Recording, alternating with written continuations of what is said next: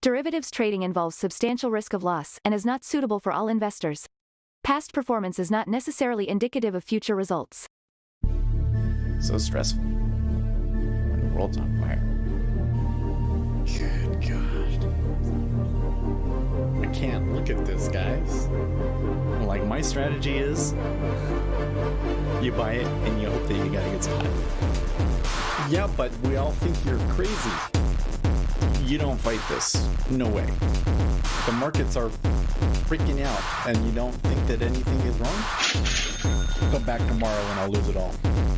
Should be fun. Good morning, everybody. 1st of September. Oh, I see when that I have the wrong date in there. We'll fix that in a second. Hey, we have $1 channel memberships so that you guys can use gifts. But we'll go into that in a second. Let's go into the action. Oh my gosh, okay, so here's a daily chart of the E-mini, and yesterday we actually had the first down candle in quite some time. We actually have an up candle at the moment, but it's still quite below yesterday's levels.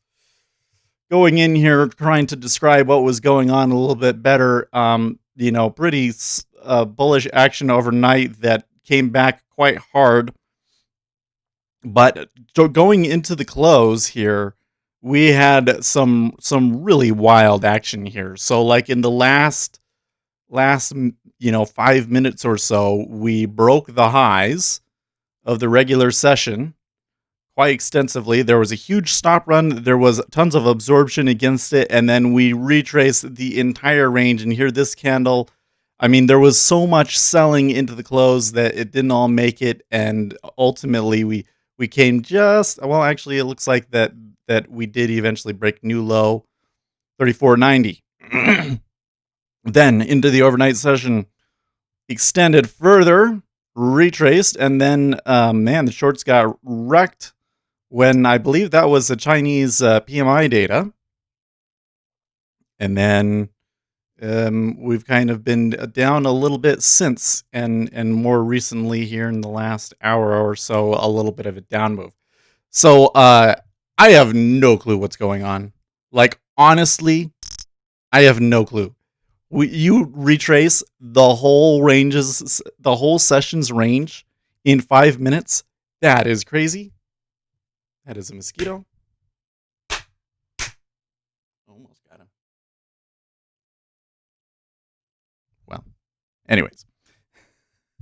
Okay, now, Treasury's just as crazy. Of course, they were pretty down on Friday, and then on Monday, we had this huge up move. Well, I guess it wasn't huge. It was a pretty solid up move, but here again, look at some of these candles in here. What? They went at this is the option split close, all the way down, all the way back up, then all the way down. Something crazy is going on. Maybe it's just end of month balancing. I don't know, but it's pretty wild stuff. ZB in particular really moving much further than the others, and it looks like that the trade here was that the government is going to have to buy more 3 years. But overall, there are still people that think that the rates are too low, I guess. Because, I mean, look at the way equities are going. How do you hold those? Anyways, oil had a down move yesterday. Believe it or not. Retracing it a little bit. Gold did extend up overnight. And I think that a large part of that, well, hold on. Copper first. Copper doing, copper going well. Copper's going very, very well now. We were concerned about it back here, but since then it's recovered and it's going higher. So that's pretty good for the whole global growth setup. But over here, yes, the dollar below 92 now. And that is one of the big drivers here at the moment. So, whoops, wrong button. Today on news, we have the ISM manufacturing PMI and the market manufacturing PMI final for August. So, we at 10 o'clock, we've got a ton of numbers. that will be coming through here. We also got the red book at the top of the hour. And we've got more bill auctions. Every day we bill auctioning. So, but again, a lot of confusing price movement, in my opinion. I am not 100% sure what is going on. It could be end of month flows. We'll see. I'm going to have to start thinking about switching the E-mini, right? Let's see here.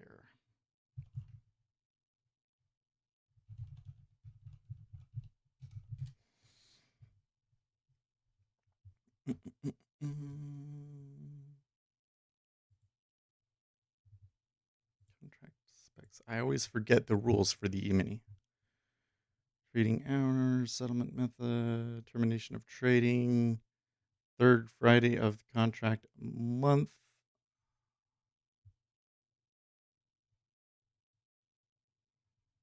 I seem to recall that we switched before that, but perhaps I am wrong. If you see a mosquito on me, let me know.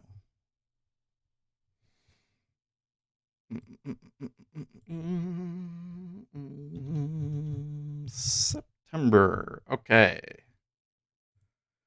Would be nice to hear your thoughts on Bitcoin after last week's expiry. You were quite on the spot with the cumulative delta last week, suggesting we trade around 12K. Thanks. I wouldn't necessarily say I was right on the spot, but it was definitely a significant factor in the action, wasn't it, Bear? Um, Looking at it right now, I can see here that people are picking it up. It seems to me that somebody really, really wants it to go to a new high. Like they're pumping it hard, right? So I have a really hard time being short in Bitcoin, even though I think that the longer term fundamentals aren't very positive. So I'm kind of looking here. If you're really going to be trading it right now, I do think that the action favors the longs, but I just be really careful because I think that there's a really good chance that we move up a little bit. Maybe we get to 15K. 15K is about the highest that I can see us going this year, and then maybe falling back down, falling apart. So you've got to have a tight stop or whatever because if once these guys realize that they're not going to get what they want, they're going to bail, and it's going to be fast. So that's about all I can really say on that one, I guess. So I'm just kind of looking at some of my technicals here. I'm noticing that there's quite a large spread going overnight. It kind of makes me want to short it, but I'm really nervous about taking a trade in the E-mini, to be honest. It was rough trading yesterday and Friday, so I'm just I'm a little scared, I guess. I don't see that mosquito. Well, that window blind is open. Let me close that.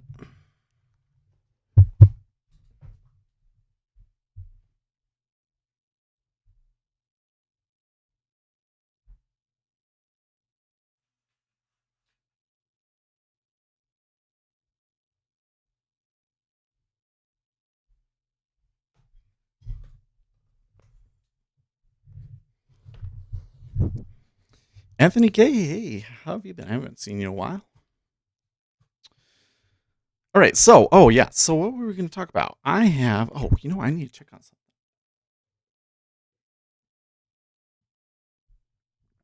I had an idea. I might not be able to implement it until tonight, though. Boom, boom, boom, boom, boom, boom, boom.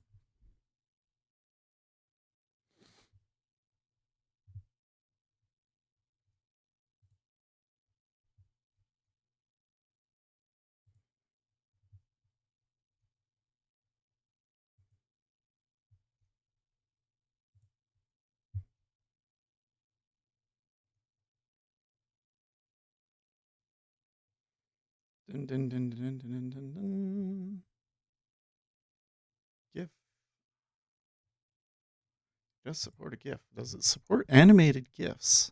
Question is, do our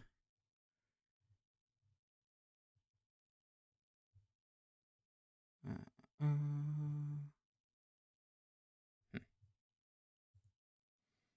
I guess I will just have to try it.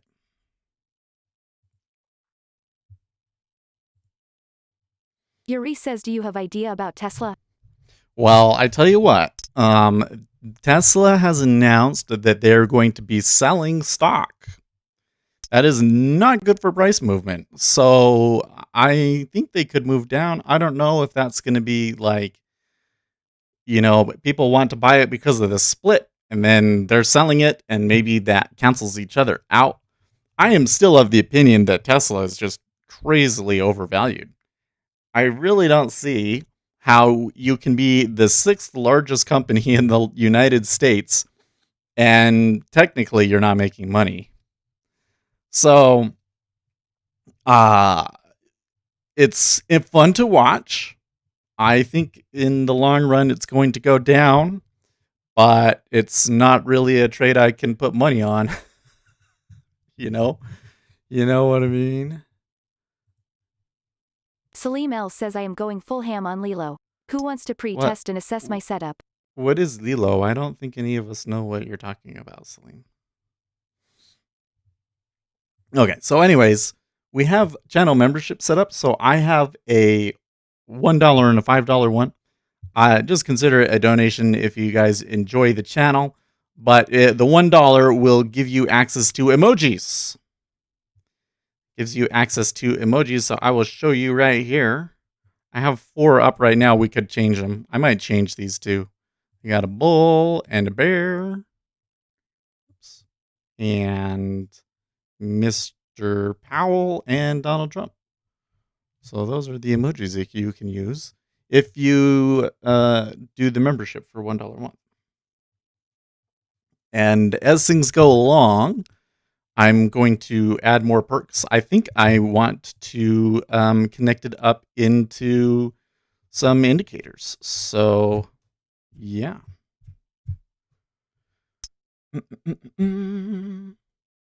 Oh, they're a prop firm? Well, okay.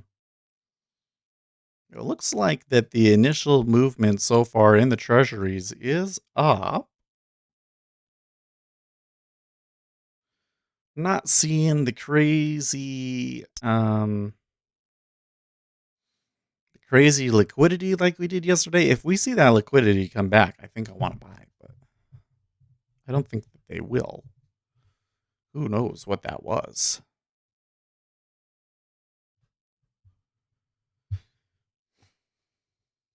I do see there's a lot of shorts on the mini. I don't know if a short really makes sense here, though.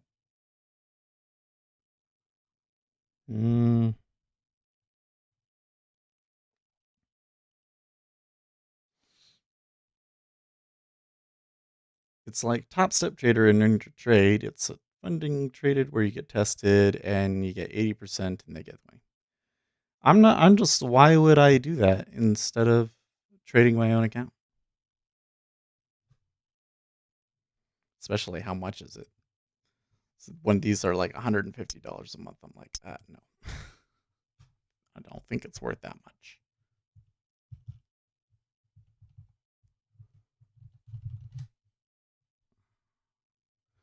Saving money while you work to get funded. Blah, blah, blah, blah. The Lido Challenge. 14 days. Special offer.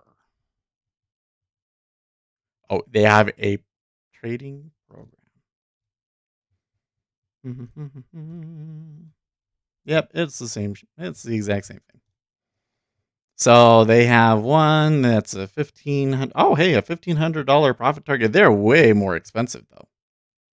No daily loss limit. $1,500 max drawdown. So your profit target and your max drawdown are equal. That's not bad. It does sound like that what these guys are it does sound like what these guys are offering is a little bit more attractive. But I still feel like, why wouldn't I just trade my own money? easier to trade risk-free. Well, what that means is I'm not confident in my strategy and I want to be able to just gamble and not suffer any consequences. Or I would like to take, stops larger than my targets and see how long I can let it go on for. That's what that sounds like to me. I don't have 200K. Well, you don't need 200K. You only need $50 to be able to trade a micro contract. Helps to learn. So does trading your own money on a micro contract. It's cheaper to trade your own money on a micro contract too, by the way. Assuming you don't just go ham and lose $500 in a day, which can happen. Especially if you trade multiple contracts.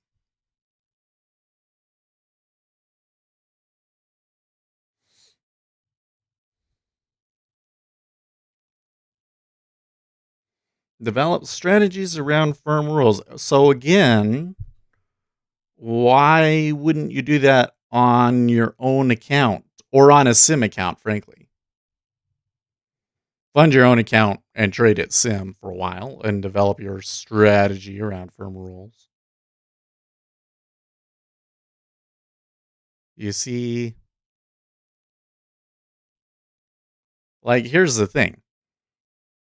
When it was $500 per contract in the E-mini, you need like a $5,000 account to really even stand a chance, right? Now you can dump 500. They let you dump even less in there to get the account started. So for the amount that you can, so before there wasn't a direct comparison because this funding your own account wasn't an option. Now your choice is go to a funded trader program. Your choices are go to a funded trader program or fund your own account. And why would you do the funded trader thing instead of the trade your own account? And none of the reasons that you guys have given me make any sense because in all of those cases, you can do that with a funded account and you could do it cheaper with a funded account and you could do it better with funding your own account. Okay. Now, here would be a reason to do it. I'm really, really confident in my ability to trade this. And I think that I can make, if they give me, 12 contracts or how much do they give you on some of these? I think that if I trade 30 contracts that I can make, tens of thousands of dollars. There you are. That did not kill it. I got it, but that did not kill it. Gosh dang it, because it was too soft, I guess. He's probably hurt, though. I didn't see where he went. Personally, helped me stay in trades and follow my strategy because I was emotionally detached when trading my own money. I always got spooked out. I don't know. Anyways, I think the reason to do this would be that you're really, really confident in your trading strategy and you can trade larger size with this. That would be the reason to do it. Is that the amount of size that they're going to let you trade would make up for the 80-20 profit split. That's why you do it. All these other things, those are reasons to take it before. They're not reasons to take it now, in my opinion. It does look like Lilu trading is a little bit better of a. I have to go and compare it to the other ones. I should make a video about that soon.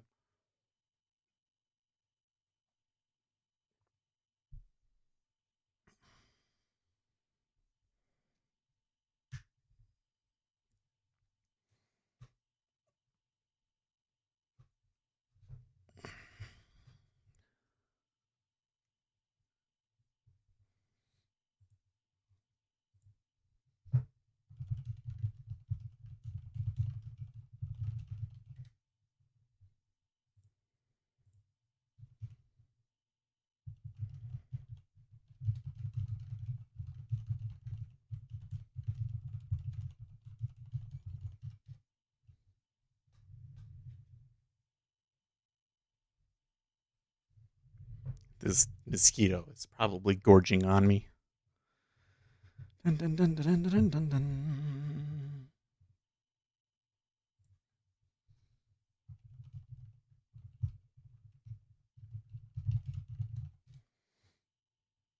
Is there any opportunity for today? Well, I think that these manufacturing numbers that we're going to get at 8 o'clock are definitely going to have some effect on the market for sure. We may, since we had so much action yesterday, there's certainly going to be some. I think that there's probably more opportunity today than there was, say, last Tuesday. But I really just don't know what's going on. So I find the price movement of the past day very confusing. See what you're saying, but I only got demo skill and no money, or let's say I am rocking and I can't trade my own money because it's illegal, but getting paid. It's illegal to trade your own money? Are you what that? No. You can't trade your own futures account? I think you can. That doesn't make any sense. What is the law? I would like that. If you can point me to a law, I'd be interested.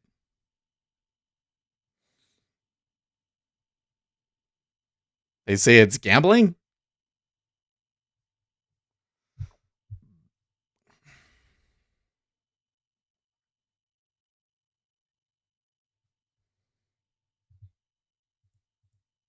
Uzi Knesset says Islamic countries, gambling, haram. Ace Trades says that is some tough regulations. You cannot trade your own money. Right? That's not. Salim El says in Morocco, yes. Ace Trades says Islam, hey, because the 7th century is good enough for me. Oh, let's be respectful to him, but that seems kind of silly to me. Jack Henderson says Islamic bank accounts in the UK can't get any interest. Really? Oh, that's interesting.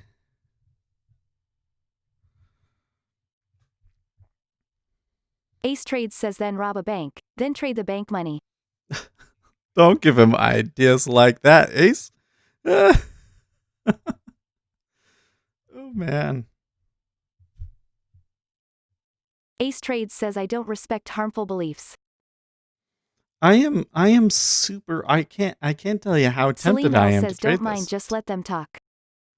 I can't tell you how tempted I am to trade this, but I really don't think I understand what's going on right now. Dollar weakness. Dollar weakness is Salim El definitely says the I got trade. way better insults for my country. Okay. Okay. Fair enough. Fair enough. Jack Henderson says yeah, I'm not a Muslim, but I've worked with a few and they've all told me. Okay, but trading is not gambling. I could see the argument of immorality about it, right? Because it's either gambling or you have an information advantage over other people. So if you have an information advantage over other people and you take a trade, you're making money at their expense. Some people would say that's immoral. Ace Trades says at Salim El get out, as soon as you can. Live your best, full life with having true beliefs. RCH says day trading ETs. Uzi Knesset says You're what you wrong. consider gambling Are and you? what religious theocracies consider gambling ain't two completely different things, bud. Lol. Yeah, so how do they define something as gambling? Jack Henderson says it's not immoral, it's awesome. Right. Well, here's my take. Salim El says Islam has nothing to do with logic, it's a completely different world. I would like to know what how they define something as gambling and not gambling. So can you not invest in stocks? Is investing in stocks gambling too? No, here's my take on the whole. You're making money at other people's expense? I've tried everything to tell people you shouldn't be doing this.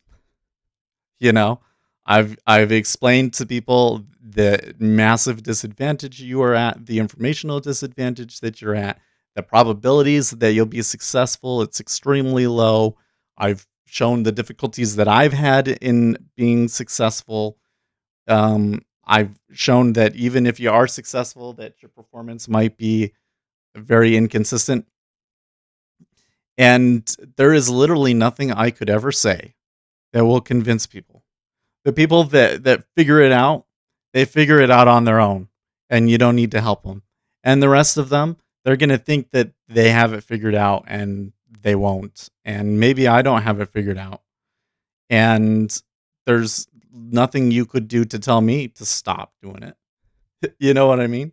So if I'm that adamant at doing it, if somebody that actually understands what's going on can make money off of it, why aren't they obligated to, frankly? Because somebody has to be able to, um, you know, somebody has to do it. We have to have a market to be able to exchange goods. We need to have liquidity. So, I don't know. Salim L says they say as long as interest rates are involved it's forbidden. Fuck, the whole of modern world economic is based on interest rates. It's just that they like to forbid things they don't understand. Well, isn't it interesting that Jews weren't allowed to charge other Jews interest rates? I think that one thing alone was probably a big part of why there was so much resentment against them, like back in pre-World War II Germany and everything else like that. But there was always kind of this feeling in the old world that interest was an awful thing. But in the modern world, we realize that interest is a necessary thing because you have to, you know, loaning somebody money is worth something, essentially, and you have to pay for it. Now, there's interest rates that could be unfair, but that's why we have these market rates and everything. And well, got a little out of control in the 80s. But now they'll pay you. Now they'll pay you to take money. Good grief.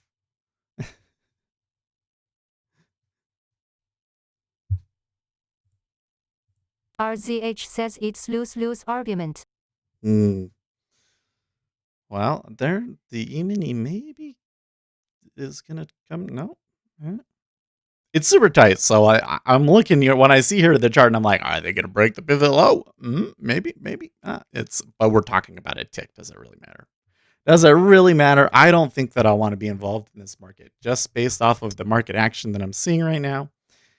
As tempted as I may be to go short, because I see that there is this 3503.50 below us, and then all the way down to 3490.75 to get to the seller's basis.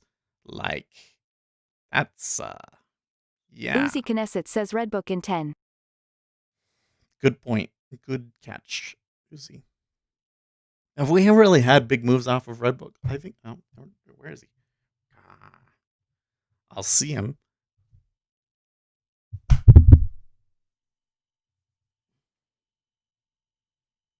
think I missed him that time. He's being smart and he's not flying in front of the screen. I'm gonna get you, Skeeter. My gosh, mosquito. So what happened was my mom came over and was helping us do windows, and she opened up one of the basement windows, and I guess there was some mosquitoes under the Uzi leaves and Knesset stuff. says I don't think so, but, yeah, no, helps to be aware of silly news things so if we get our dicks kicked in, we at least know why, lol. Yeah, gotcha. Anyways, and so all these mosquitoes came into the house from the window well, and they bit my baby on the face, and he's got like 5 little pock marks from being bit by mosquitoes. It's so very sad. This is where this is going to mess with my ADHD, right? Because when you're ADHD, any kind of like stimulus that you get from your body is hard to ignore. That's why you notice ADHD people are constantly adjusting things, you know, always because any little tiny thing that you might ignore an ADHD person is like, I got to adjust. I'm uncomfortable. So if a hair on my body shifts, Uzi Knesset I think it's says a we got a mosquito. bat in our shed so our mosquito problem has been minimal, haha. Oh, yeah. I need to find something. I got chickens, but chickens apparently ain't helping the mosquito problem. It's been pretty bad this year. When I lived out in West Valley, there was no mosquitoes. You go into the Salt Lake area, no mosquitoes. But over here, up north, a little closer to the lake, lots of mosquitoes. Hold on a second.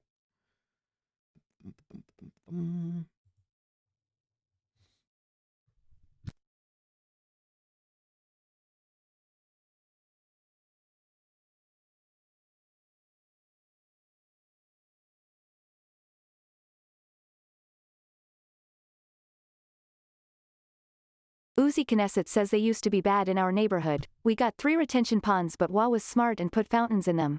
Oh, there you go. Salim L says at ACE Trades I am thinking about either going to Texas or buying a shotgun. There you go. Move to Texas.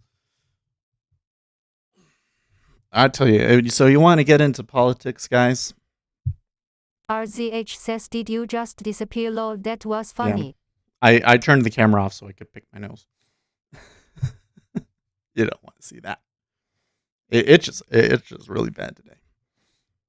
No, so let's talk politics. It seems to me that the Joe Biden campaign is falling apart. Have you seen this? So let's just go back a little bit. In Kenosha, there was a man, a black man, that was shot in the back by cops. He was reaching into his car. Cops say he was reaching for a gun or a knife. There was a knife in that location.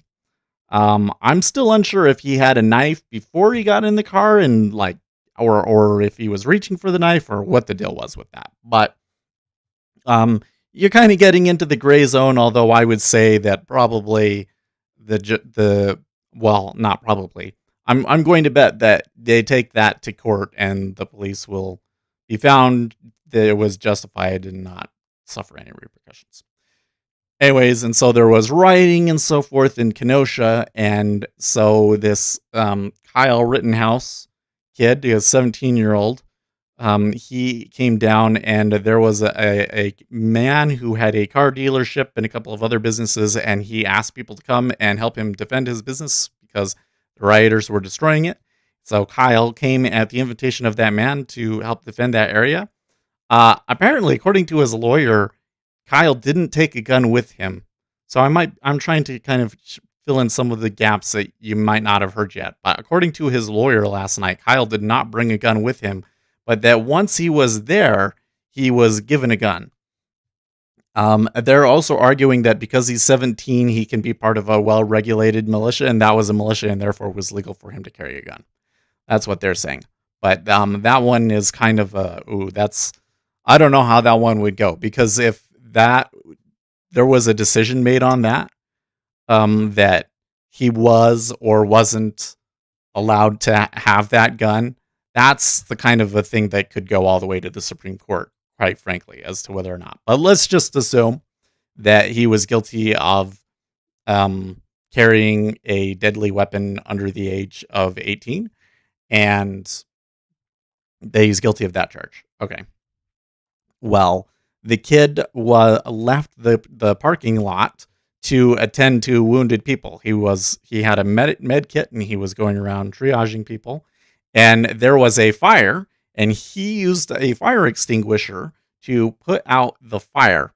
And at that point, some individuals who had kind of been harassing him earlier attacked him. So Kyle ran, and one of the rioters caught up with him and tried to steal his gun, and so he shot that man. And then he started getting attacked by a mob, so he ran away from them. He tripped and fell, and another individual got shot while attacking him with a skateboard, and another individual had a gun and was going to shoot Kyle, but Kyle shot him first in the arm. So that happened last week, right? I'm sure most of you are familiar with that story, but those are the facts as they stand now. If you want, I've been reading a lot about the legality of this and everything, and based on Wisconsin law, because he was running away, I think that it's extremely likely that he will get off. He will not be convicted of murder. That's almost for sure. So, based on my reading of the law. Okay. So yesterday, Donald Trump was asked about this. Donald Trump was asked about this yesterday, and he said, well, they're still investigating, but that kid would have died if he didn't defend himself. So he basically said it was self-defense, as I've said just now. And the media threw a complete fit. Donald Trump won't condemn this man that murdered people. It was self-defense, but okay. And now the Joe Biden campaign has been picking up on it as well. And the Joe Biden campaign has been saying, why won't the Donald Trump, condemn his own supporter that has been accused of murder? You want to go short ES? Well, all right.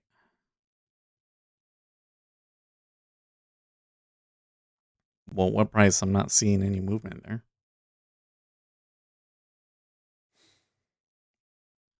$7.25. All right. Well, for your sake, because it is in line. If I can get it, I will do it. Anyways, so I think that the Biden campaign seems to be jumping on this like, here's an opportunity to peg Donald Trump for inciting violence. But I think that the majority of people at this point have gone through, watched all the videos, seen all the facts, and believe that it is self-defense. So, and Joe Biden has been falling in the polls. He's been, I think it's too late now, man.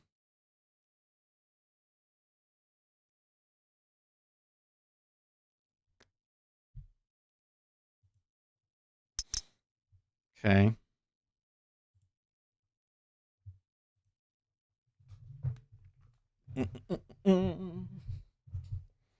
Well, after that, I missed it.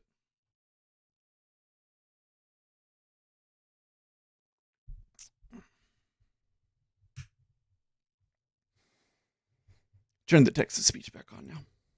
Anyways, so that's what's going on in politics. Joe Biden is falling in the polls. Ace Trades says, and there is your 2 points for breakfast.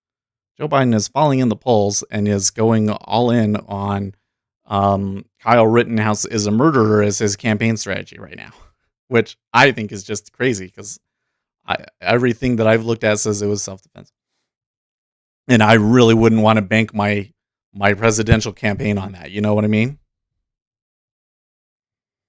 So I say Joe Biden campaign is falling apart.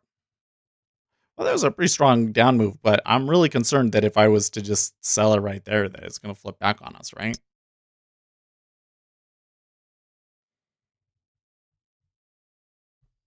Salim L says, look, do you know how I know a politician is corrupt? Is if they visit my country, and Trump never did that. Macron did. Biden did. Hillary did. Really? Vlad Stolyarov says, try shorting Zoom ZM. Oh, no. Why would we want to try shorting Zoom? They had good earnings yesterday. Wow.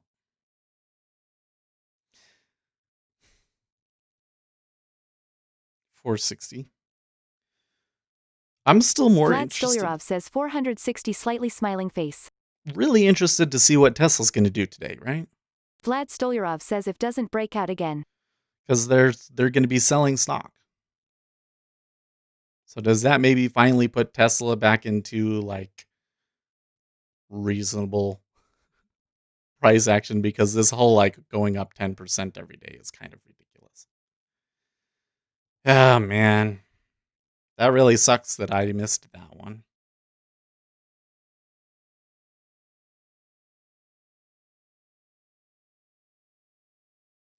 Kind of curious though, no news, just kind of technicals. So I think probably a bunch of guys just, if that's a technical move, then Vlad the Stolyarov chances of says a people still want to buy high. AAPL and TSLA after they already split. I think it's still FOMO. Oh yeah, totally. Well, the thing with Tesla is you've still got are they going to get included in the S&P 500? Jack Henderson says, new to the stream, what markets do you trade, mate? I focus Vlad mostly Stolyarov on. says the more they talk about it, the more Robinhood effect. I trade mostly 10-year treasuries and S&P 500 futures. Ace Trades says 3. 3. I'm not so... So at 503.75, which they just touched, is a spot where buyers are going to defend. You can see it right there. They touched it, and almost immediately somebody started pushing it back. See that? Okay. Jack Henderson says, sweet man, similar to me, this stream is awesome, waiting for my trades to come and keeping me busy.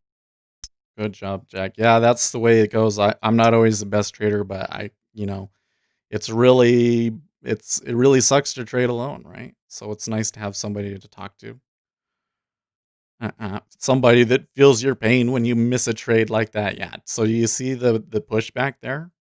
The volume trading at 503.75?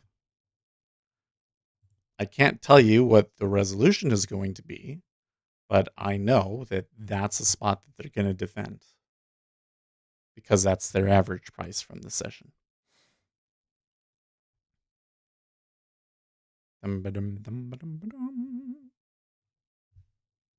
Jack Henderson says, haha, yeah man, this stream is going to take up a screen from now on. Oh, you don't need a whole screen. You just Ace Trades minimize says it. 4. I really should have just hit into it instead of putting a limit order out, huh? But I don't know.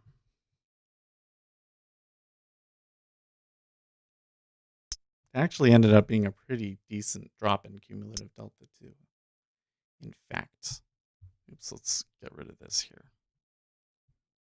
Vlad Stolyarov says, what I Okay. noticed yesterday, when they do get aggressive, prices really move. Ace Trades says, got to go run the room. Later days, 5 Later, points. Ace. You're welcome. Well, they could go all the way to 34.91 now. Maybe if I get a good price, but I think for now I need to hold off. Salim L says, EY. Why don't you put a cute-looking platform and indicator and you PNL live money and start screaming with every tick? Like that trader on YouTube I saw. So I used to have some stuff about that. Salim L says, Matt, or Like something Matt. like that. I did have some things to show like the profit and stuff, but I had to like update it manually and it was really annoying and people didn't really care. I don't think that here's the thing is I don't really think that that's why people come to the stream. I think that people come to the stream because they want to talk about trading and they enjoy the room, you know? And when you get into this hype stuff, it's attracting the wrong crowd. I don't want those traders. They won't help us, you know? Squawk is talking a lot about oil stuff. Oil is rising off of whatever they're talking about.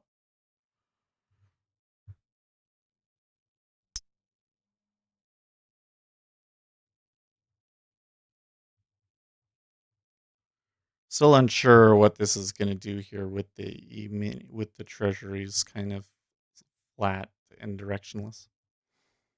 Anyways, and the other thing is that if I was going to try and be like all hype everything, all the time, I don't think I'd be able to keep it up. Do you think I could keep it up? Just all right, guys, we gotta sell this one. This is where we're gonna make all the money. Oh yeah, and get all. I just don't think I could keep it up. Yeah, seriously. Winston's mom says, and ferrets. Everyone comes here because they want to talk trade and ferrets, Duke. Salim L says, yeah, nice. Salim L says, ah ha ha ha ha. Salim L says, funny. Can do it. Salim L says, do it. Vlad Stolyarov says TSLA pre-market had huge volumes. Pretty interesting how they sold it from 7 a.m. 538 to 495. Tesla's gonna sell stock. Uzi Knesset says, I always get muted, lol. I know. I'm sorry, Uzi. Here's Uzi Knesset says every tick is its own aneurysm, lol. Is that gonna Jack go Henderson all the says, way just across? Miss my short entries on oil by a tick, they'd have all been in profit more or less instantly. Missed the trade. They're just trying to get me to FOMO, guys. Oh, we did have the red book, by the way. Forgot about that.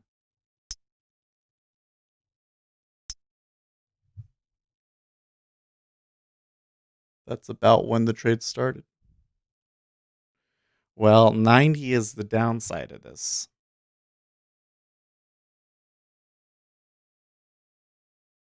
Uzi Knesset says I get it, I'm annoying.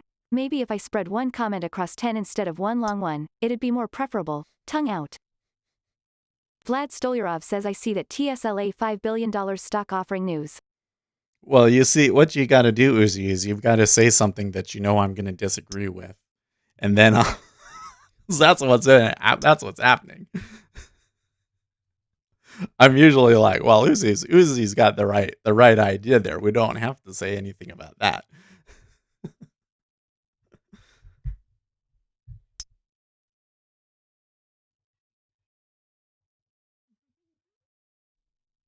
Uzi Knesset says well shit confused face. Salim L says at Uzi Knesset is my daddy. Like I gotta get in there. I want to make it so that the $1 subscribers have extra Uzi permissions Knesset on says the bot, astonished face. you know, so that it'll read out the smileys better and stuff. Man, that 5-year, look at the all the volume trading there in the 5-year, super tight. Okay, so there appears to be the pullback in the mini.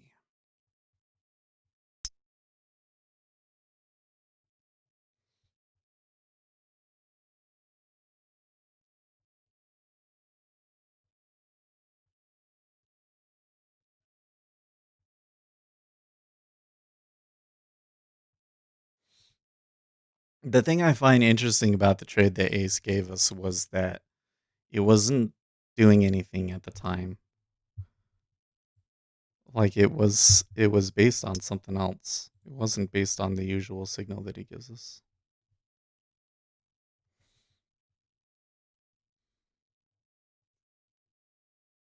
Might have been something to do with the red book though. Kevin Wimmer says let's try this disagreeing strategy. I believe forex markets and binary options are the best. Also stops are overrated and always martingale when the trade is going against you.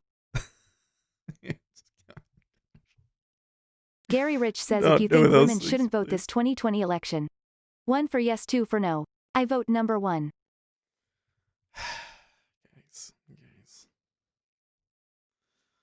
So this is a little Jack ridiculous Henderson that says, I have to defend voting rights from my own stream. You understand Vlad it. Stolyarov says if you on losing sound. Vlad Stolyarov says I On martingaled losing before side. but it doesn't work for earnings and big down days. No. Vlad Stolyarov says side. It's a martingale is a strategy with a long-term expectancy of 0. But hey, if something ever happens, you know, say social justice warriors come for my channel or something, you know, I'm okay because I think that I'm okay with the things that I say and I'm okay being publicly known for them. But I'm going to have a real hard time because my chat is so extreme. They don't want women to vote. How am I going to do that? They're going to say that my chat is full of, you know, extremists and all this stuff.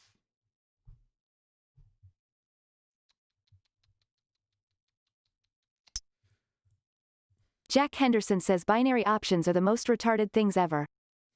Winston's mom says Gary Rich, I am going to tell Border Collie you are a problem. Salim L says at Gary Rich I don't know about women but I know my future wife shouldn't. Okay, so hold on. Something's going on here. So the oil was moving up. They've retraced that. Not seeing the currencies moving. The E-mini came down. They bounced back up, bounced a little higher. Maybe they bounce back up again. I'm not 100% sold on this going all the way back to 34.92. I do see some longs being picked up here on the short side. I mean, some longs being picked up here as they sell. and I see shorts taking profits there. So they may try buying this up again later today. I don't know.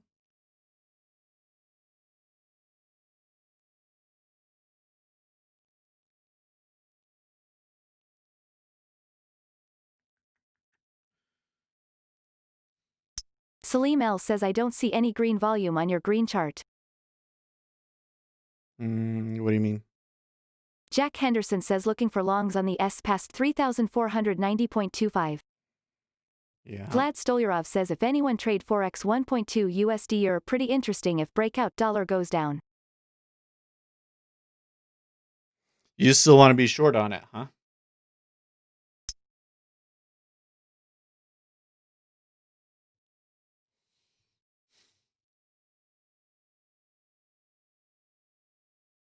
USD Euro. Oh, if they break 1.2 up to the upside, yeah. The dollar could get screwed here. I see.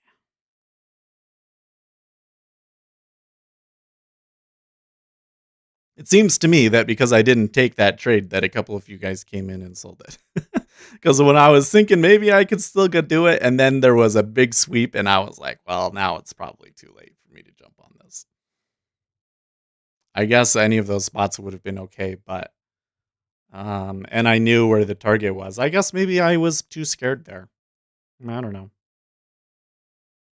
I don't know.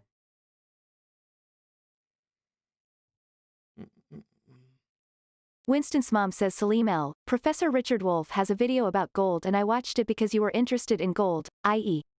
the philosopher's stone but still. Lol, his video perspective might interest you.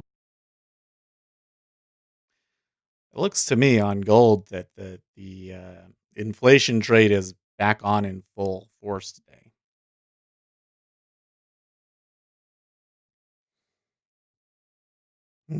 Salim L says is your Vista chart S and indicator down there is delta and the one above it is bid ask volume. Yeah, so this one is cumulative delta, bid versus ask, and this is like the absorption, I believe.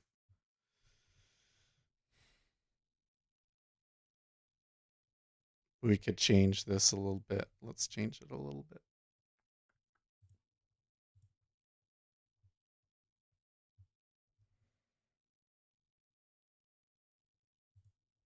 Auction Vista depth / imbalance and change it to show imbalance.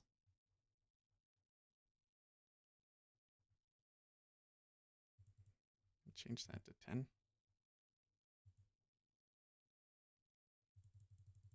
And change that to 10. Treasury's moving up.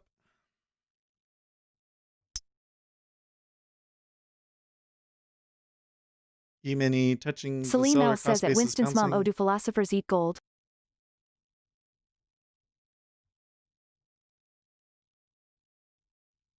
I'm getting a little paranoid because I'm starting to feel like that the market's reacting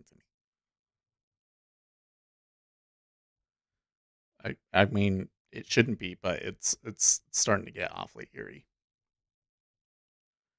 Because if I take something, then I'm dead wrong, and if I don't take something, then I'm right every time. It hasn't been like that for a while. Been doing really, really well, and now these past 3 days, it's been just awful, awful, awful.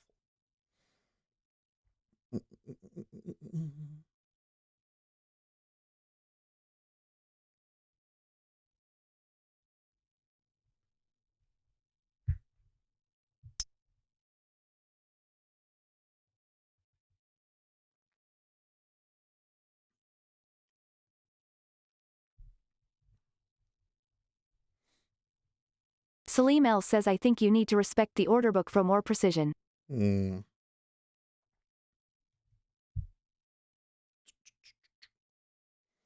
I do think some of my entries have been a little haphazard in the E-mini lately. It's tightened down a little bit. Probably the spot that I get matters a lot more. Salim L says or put a wider stop. No, stop splitting wide. I'm just wrong too often. Like action like yesterday is a really great example where it really wouldn't have mattered what direction you were taking it. If you were looking for something to run, you were going to get stopped out because they was like it would go nowhere and then it would retrace the whole session's range like 4 or 5 times. And if you're looking for some sort of a breakout, like you're looking for like 10 points or something, it never happened.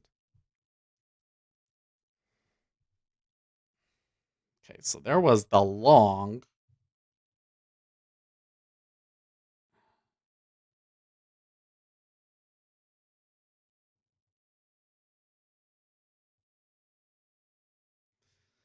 It's kind of close to the equities open. Uzi Knesset says yo, wife messaging me telling me she just got her first call to clean up after a suicide. Confused face. Winston's mom Dude. says $1,142 for a bowl of gold ice cream in Dubai. Salim L. In America, we have McDonald's parfaits. You gonna go help her? Maybe she should have some help. That's pretty awful. Ooh. Oh, I don't want to Uzi think about that. Knesset says her company doesn't do that kinda cleaning. Yeah, right? Are you a fixer now? Are you becoming a fixer, Uzi? It reminds me of that scene in Vlad Stolyarov says that's biohazard. yeah. That scene in Pulp Fiction. Winston's mom says oh, Uzi Knesset this may shake up your wife. Will she get time off now? Kevin Wimmer says Mr. Hitman giving cleaning advice. Jack Henderson says you're a traitor bro thought that meant our partners don't have to work. Tears of joy. No, the most common setup that I've seen that has worked from traders that have actually been making money has been that their wife has a really nice job and they can trade. It works.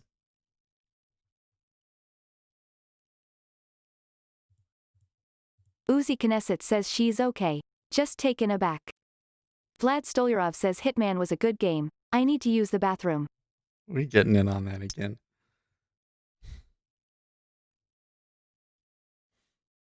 $98. Vlad Stolyarov says, well most certainly sir here is the key. So do you think Uzi Knesset says my wife and I both do the same thing for a living. We both sit at desks and get fat lol. Jack Henderson says you mean to tell me Instagram is full of liars open mouth face. No. People lie on the internet? What? Next thing you're going to tell me that trading educators don't always know what they're talking about.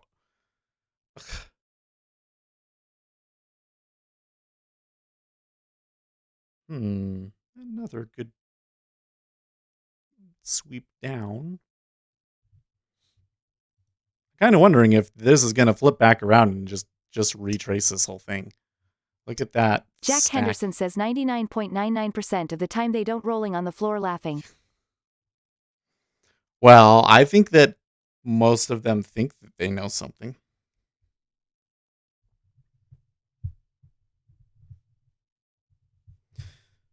One of the things that I find really weird, interesting, is that, we run this chat. So we got you guys in YouTube and we've got the guys in Discord. And a lot of the guys in Discord will share their trades. And so I get a pretty good idea of how the regulars trade and what kind of strategies they're using. And especially what kind of if they're really honest with us, what kind of risk management they're using. And I find very, very often that the people that appear to be doing well are doing well because they have really bad, they have a risk management strategy that works out most of the time, but when it doesn't, it's just a total disaster.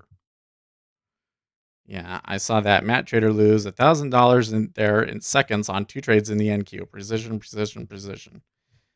It was like, or when some of these guys they martingale it. I've seen, and that trader in particular, like we've talked about before, his stop is wider than his target. So it's no surprise that he's passed combines and then had to restart many times.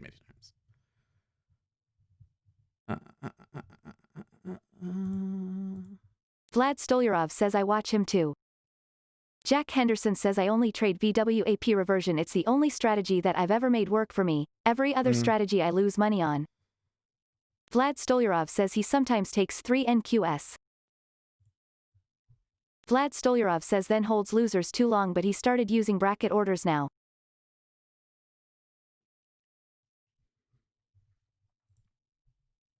Gary Rich says well said sir, when you sell indicators or give away a course, you will fall into the trading educational realm. Are you gonna call yourself out? Why not? I mean, I'm not gonna come in and tell people, here's this indicator and it will make you money. And like from my perspective, the person that wants that's gonna take this, they were already looking for something like this, you know.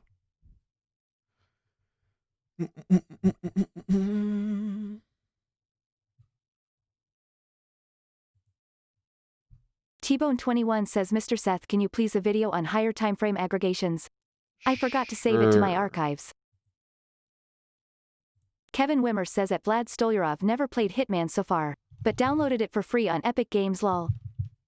Salim L says if you really want to learn how to trade you have to put a 2-tick stop loss on the NQ. What? And learn from it through back testing. Okay.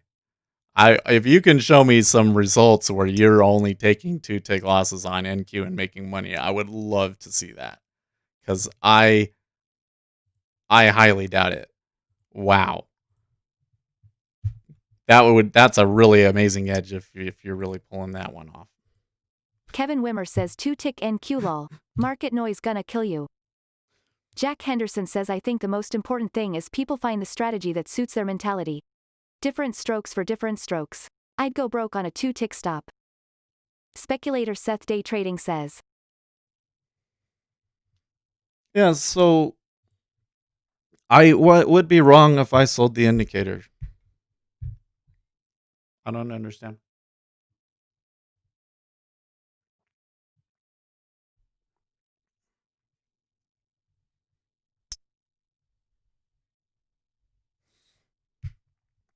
Well, I'm not calling out people, so hold on. I don't think there's anything wrong with people selling indicators. Now, some people that sell indicators are being really dishonest about it. But there's nothing wrong just straight up selling an indicator. There is something wrong with selling an education course that contains specific entries if those specific entries don't actually make money. That's the thing that bothers me most of the time, is people selling trading courses or trading rooms claiming edge when there is no they have no such edge. That's what I'm calling out. I'm not calling out people that sell indicators. I promote Lizard indicators all the time because he has a great indicator package and it's cheap, right? So that's not.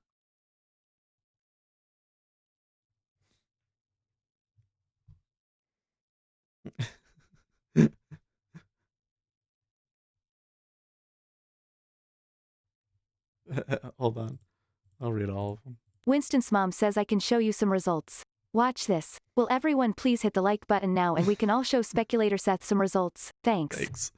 Thanks, Win. Salim L says at Kevin Wimmer what you call noise I call edge. But I am speaking theoretically. Uzi Knesset says that's such a dopey viewpoint. It's like saying a home builder can't sell the homes they build because they live in a different home.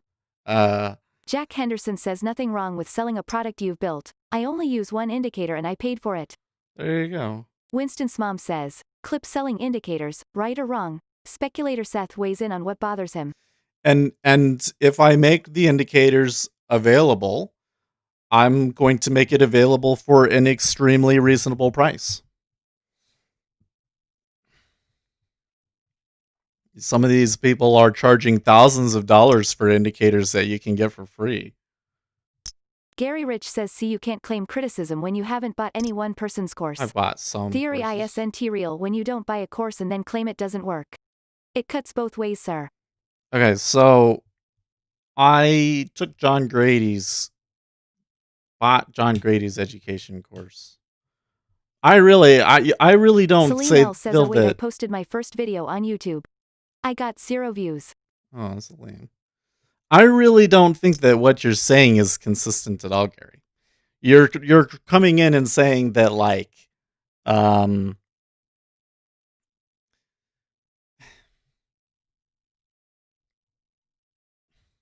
hold on.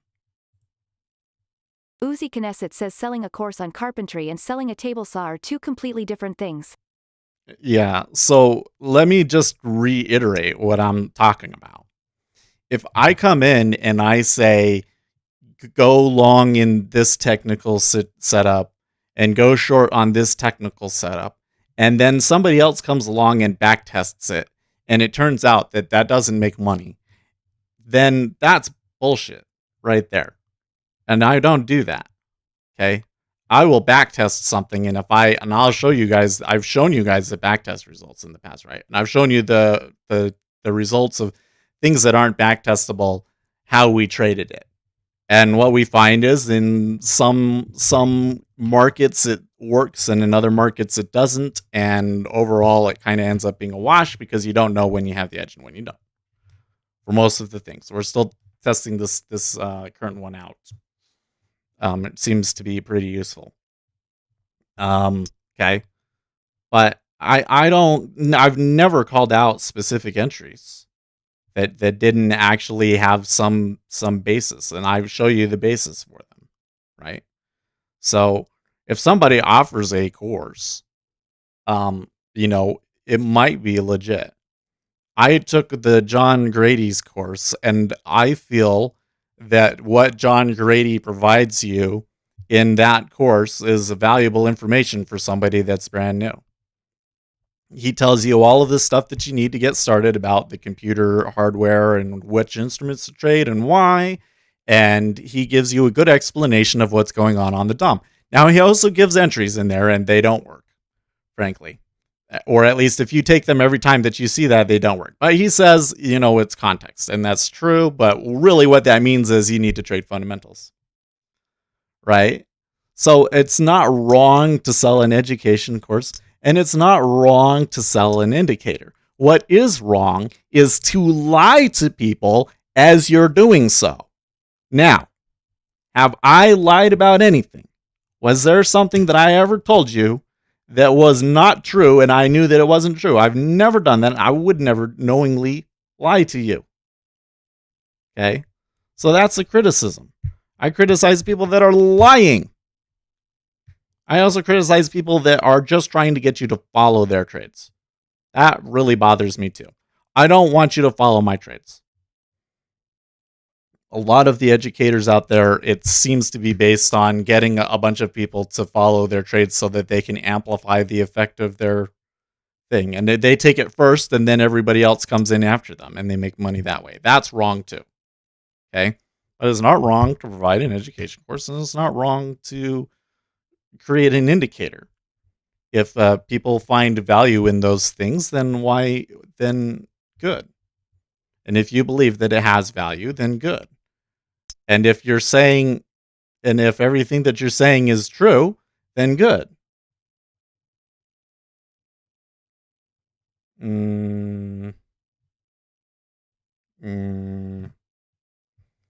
What you're saying just makes zero sense to me, Gary.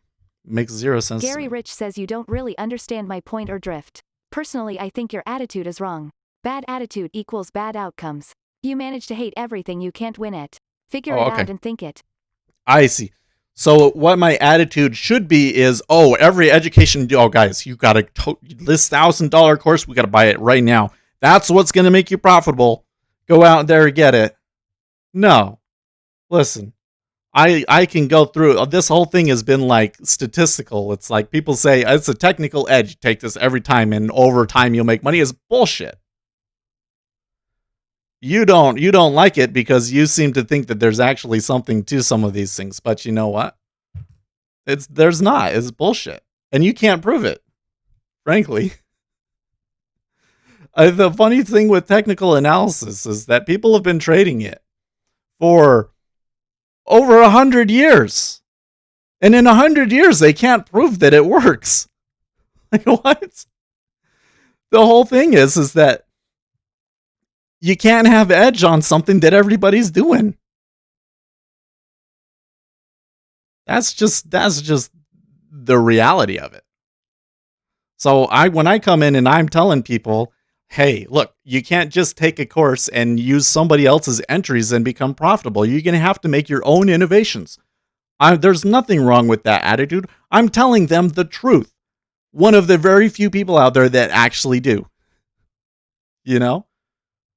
If you find an edge and then you arbitrage that edge out of the market, and then it's not an available trade anymore.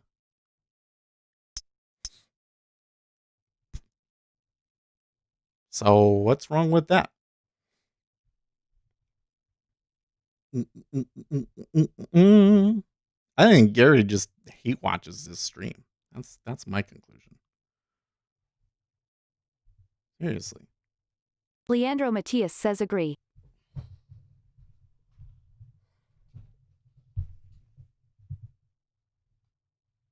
Gary says, exactly my point. Bad attitude, bad, negative, but it's the fucking truth, like Gary. You know what? If a good attitude is lying to yourself, if that's what you believe, then have fun with that one, dude. Have fun with that one, dude.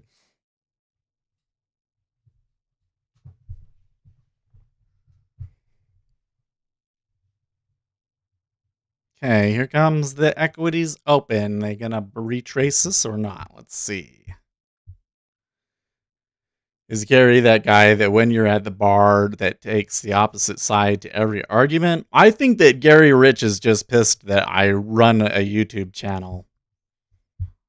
Is really what it comes down to. He thinks that he's been doing this for a long time and that he's really smart and that it's lame that somebody that doesn't really know what he's doing has a YouTube channel and he doesn't. That's what I think it really is. See, here it comes. Here it comes. You know? Gary Rich says no, I have 20 years in this industry and 16 managing. Okay. I am way better and smarter than you will ever be. So show me some scalping trades and profitability, Gary. Show me your scalps. Like if you're trading for if you're trading on a long time frame and a hedge fund, or you're trading at a bank and you're, managing other trades, like that's one thing. Like come in and actually scalp with one contract and make money and show it. Because it's a different fucking thing. You can go in and say, "Oh, I have all this." I don't even know if any of that is true.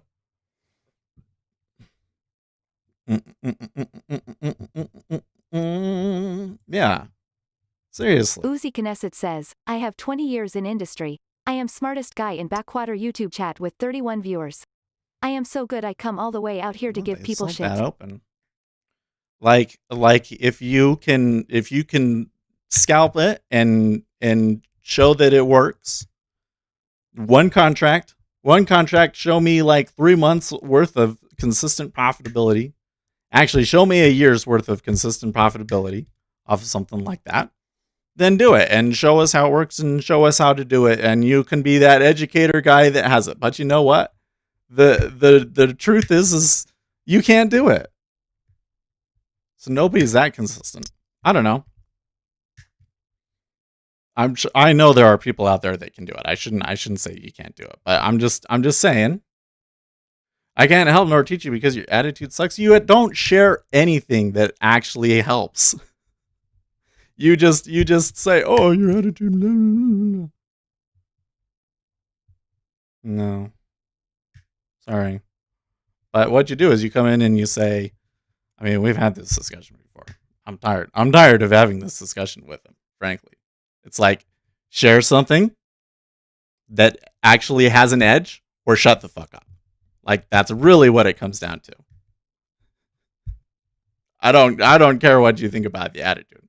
So I'm sitting down and I'm telling you, hey, you have a technical edge, then it's going to get arbitraged out of the market. And if everybody trades it, then they're not going to know anymore. And you say that's a bad attitude? Well, then prove it. Give us your edge, and we'll arbitrage it out of the market, and we'll see if you still make money, dude. Otherwise, shut the fuck up. Sometimes we know what's going on, and sometimes we don't. And I think the key is trying to understand when you have edge and when you don't. I don't think I really have edge in this market right now. I don't really know why they're trading the way that they are. Actually, a little bit surprised that that first impulse was a sell, to be honest.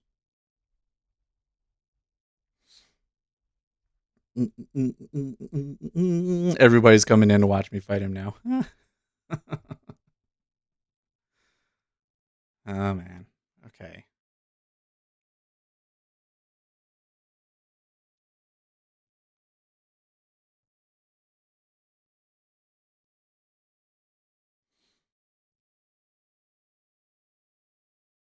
It's actually trading pretty quick. This is kind of like what I would expect from an open in the E-mini. A good trader is a trader who knows when not to trade. That's for sure.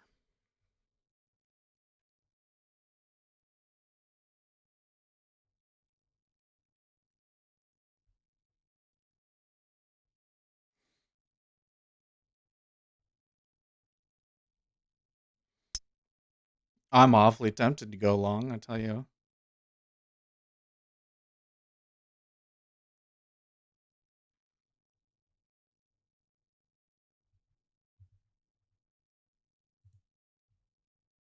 $305,790 says I agree with you, Seth. There is very little edge in the short term because there is so much noise in any market, and you are right, it becomes a wash. The greater edge is in longer time frames. No, totally. You know, something that really drives me crazy is these guys that come in and they take swing trades, and they come in and then they try and tell the people that are scalping that they know better than them about this and that. And it's like, dude, you're not trading on the short time frame. So like, if I want to trade on the short time frame, then what you're telling me is useless. You know?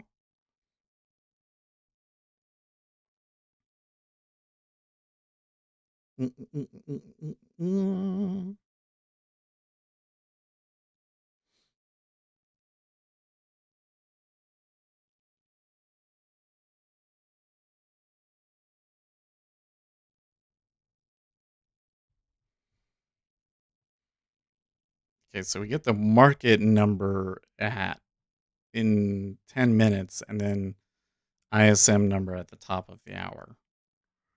I'm kind of expecting a bounce here.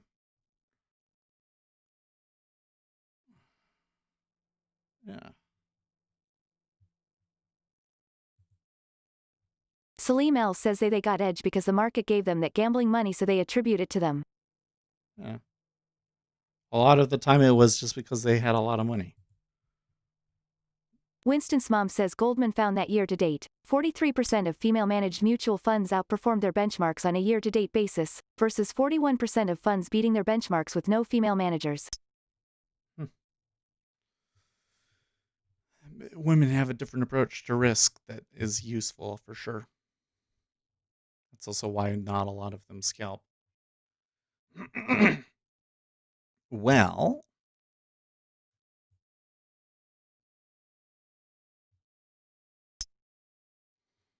so I see a potential long in here, but the ability to hold my stop, I think, is really tenuous.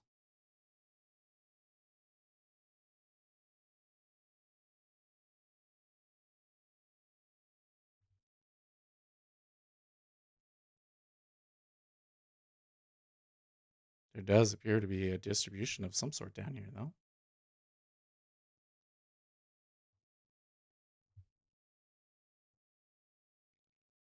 Hmm.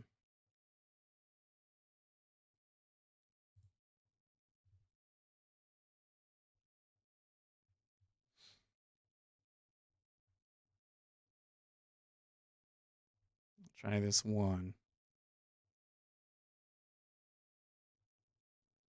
See if they try and cross back over. Hey, that's not bad.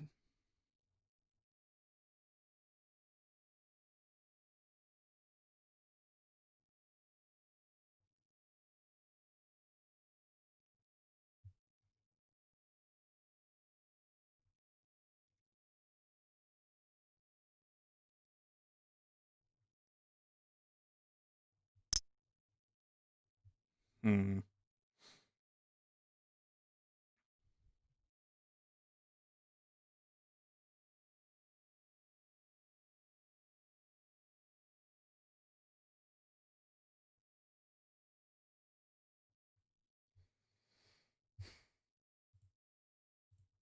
$305,790 says, do you guys agree that about the only thing that has proven edge over the very long term is dollar cost averaging that goes against what we do as day traders because few of us want to play long game? Well, yeah. So dollar cost. So like the one thing would be just buying stocks on a regular basis and holding them, and preferably something that is either just the S&P 500 or is highly diversified at the very least. And yeah, I mean that's really the way to do it. Uzi Knesset says, I agree with that. That's how I manage stock portfolio. I think if you're going to day trade, you dollar cost average into something, you're gonna blow the account eventually, right? Because you've got the margin and stuff. That's not possible. But yeah, day trading is a different game. I mean, but the thing is that there are people that consistently make money day trading. There's a very, very small group of people that do it. Are you going to have what it takes to get into that small group? I don't think that at the moment that I have that. At the moment, there are times where I think I understand what's going on enough, and maybe I am in there. But right now, it's probably not. That's how it goes. That doesn't mean that you shouldn't try to day trade, but you just have to realize that if you're going to day trade, that you're probably going to lose money. Vlad Stolyarov says dollar cost averaging works for 401k. Yeah. Uzi Knesset says, I still believe it's possible intraday with enough capital, but I've never had that much capital to trade lol. 305,790 says, agree, just saying finding any strategy in any time frame and what's proven to be profitable. Yeah. Vlad Stolyarov says, if George Soros said he has no edge, who has edge but the Fed? Yeah, that's the only thing that I know Jack of. Henderson says, I know a few full-time day traders that have had skin in the game for ages. Yeah. And I do too. One of the things is like sometimes some people are just lucky. Most of the day traders that I know aren't day traders. The ones that I know that are making money or that have shown me results usually aren't actually day traders. They're usually swinging on multiple days. Basically, they're doing a CTA strategy. If you have enough capital to do a CTA strategy, Winston's mom says, Sophia Loren, Zooby Zoo, Gary Rich, just for fun.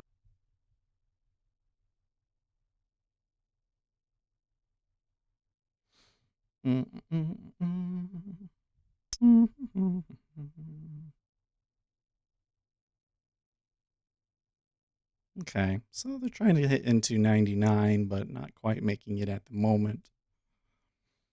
They are retracing up, but it's been quite a bit slower than the initial down move at the very least, and we got about 5 minutes to the market number. Market. That's a KIT market.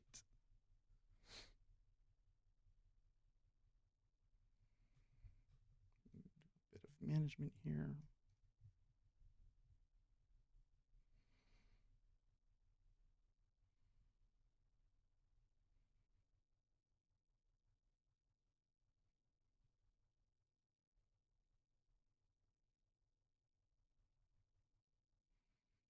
Hmm.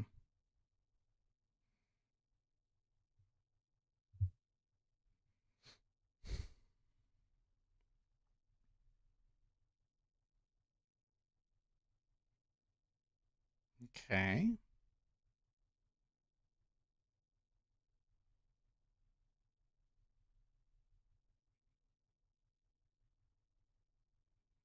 It's a little tepid here. I'm not so sure that they'll get above the open before this news, and I don't know if I really want to be in the market for it, so I'm going to take my profits. I still see the area that I was really looking for was 3503.25.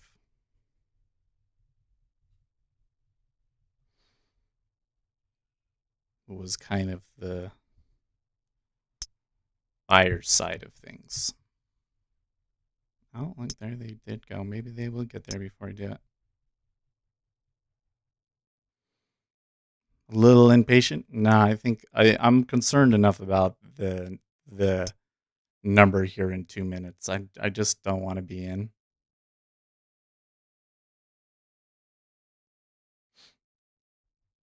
It's okay. I got my target. Like my risk reward target at least to be 1-to-1 or 2-to-1.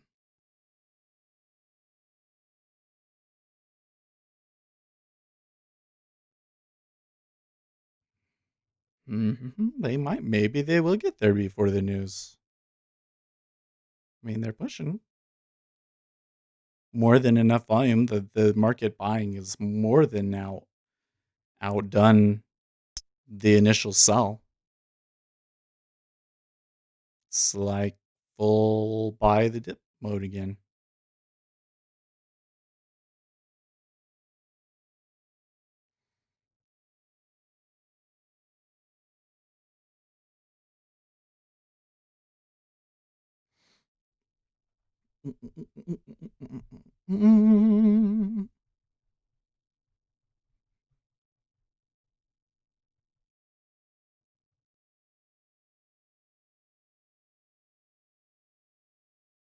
Anyways, what was I saying? I've had a lot of people show me that they're making money.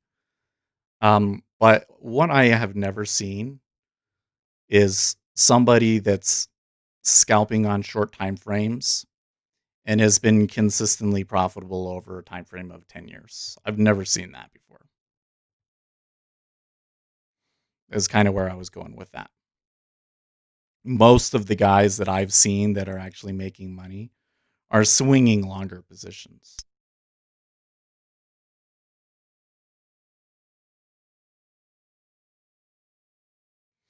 And I think that okay, 53.1, it is less than the estimated 53.6.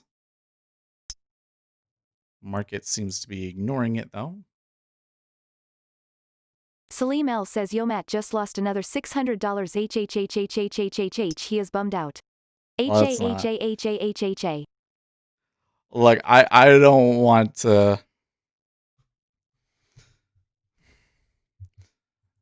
I have nothing. I don't know anything about the guy. I've gone through and watched a couple of times, and I don't like the strategy. But I'm not going to take joy in watching somebody else lose money or something like that.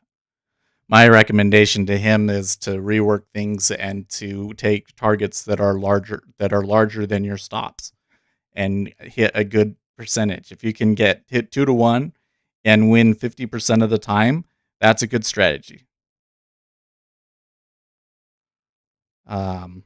Yeah, and that's all I'm gonna say. He pushes other stuff. I don't necessarily want to be that channel. That's not the audience I'm trying to attract. I'm trying to attract a sophisticated audience that wants to understand the market and wants to talk about sophisticated market stuff. You know?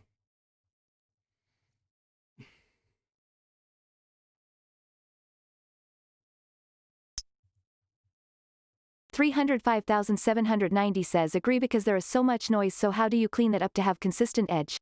Personally, I lean more to trade really small and go higher time frame. Yeah. Well, so I wish that your name was something that I could actually read.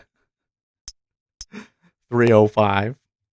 The argument that I've been making lately is that there are some spots where you can have a strong edge in a scalping time frame.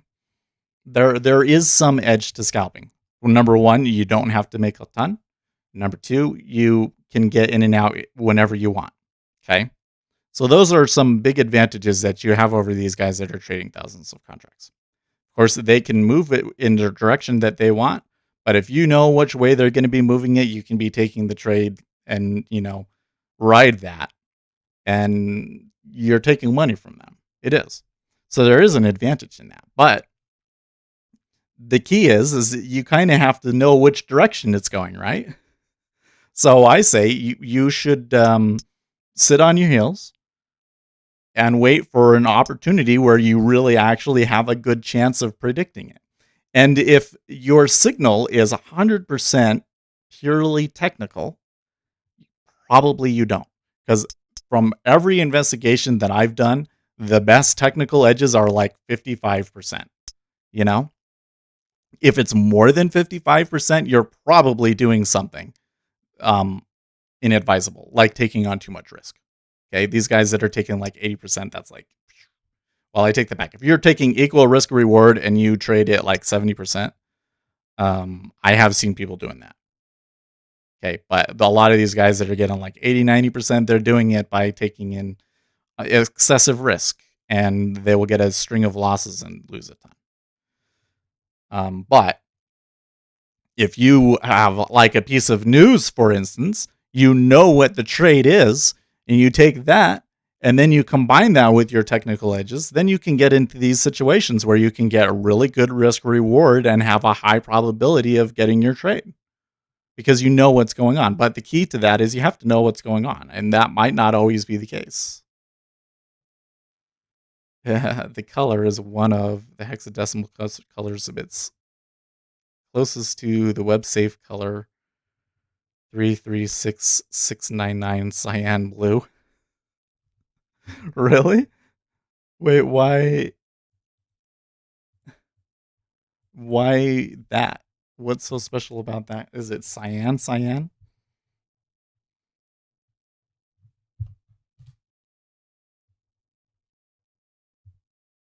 No, it's kind of dark cyan. It's a rich cyan. I like it.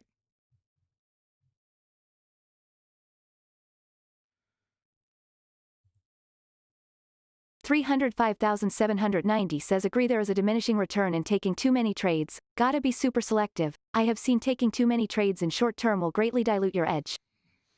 Oh yeah. Every time that I'm taking a lot of trades is when I'm doing the worst. You know? I mean, I was feeling pretty FOMO there. I got out at 99 and a quarter. So maybe I missed out on 2 more points, but they did go and touch the spot that I was talking about. Which means, by the way, that the edge that I have now is gone. Right? I saw the edge, I saw the imbalance, and I knew where it was going to go back to. And now that they've closed it, and especially since they've stayed inside of it, I don't know what happens next. That technical edge doesn't tell me anything right now. But my news edge tells me that there's news in the top of the hour. And it's an ISM number and construction spending, manufacturing employment, PMI. These are important numbers. Parth Madwani says, hi sir, hand waving new here. I want to learn trading from scratch. Don't know how to start. Okay, cool. So I have a video that I posted a few days ago that I would like you to start with. I'm going to post it here in chat for you. This is where I would start.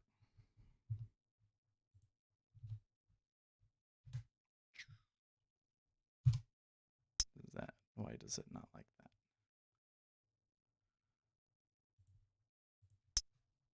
that? Oh, put it in the wrong box.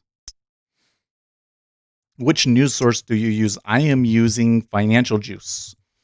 I think there is still a little bit of time to get in on their $700 for life deal on Financial Juice. So that's where I'm getting. That's my news squawk.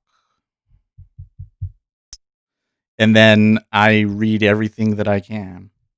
I visit CNBC a lot. I visit Zero Hedge a lot. There's a lot of sites that I wish I could go to, but I'm not so sure they're worth the monthly fees. But I think you want to understand as much about the market as possible. That's the whole thing is with trading. You can't. I do not believe that you can go in and take somebody else's technical signal and find consistent profitability with that. Um, if it's anything that a robot could figure out, it's unlikely to work for you.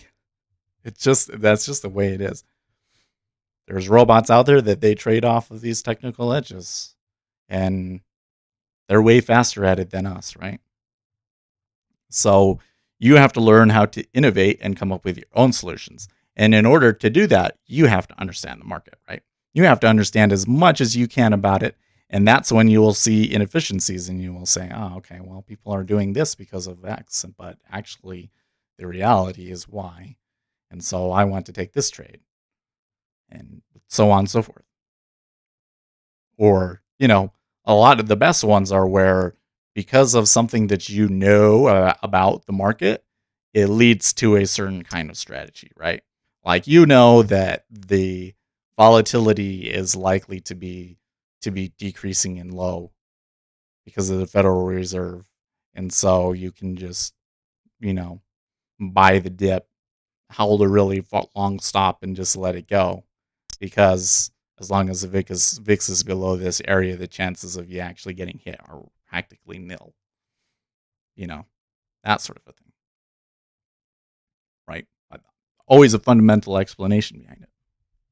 Well, they're running up pretty good there. 0375.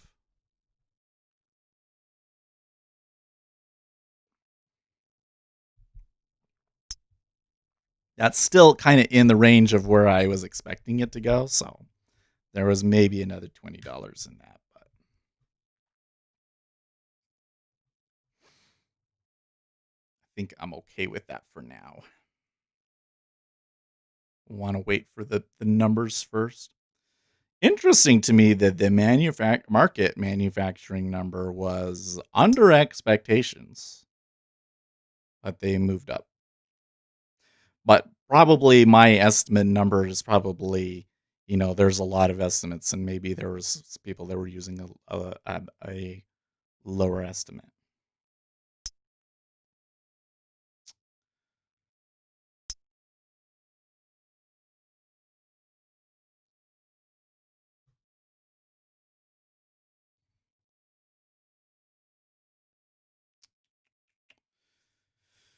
Okay.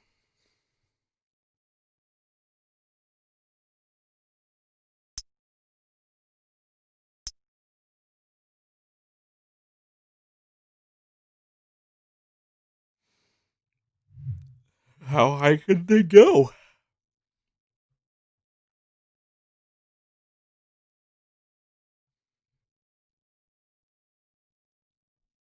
They must be expecting a really good number since.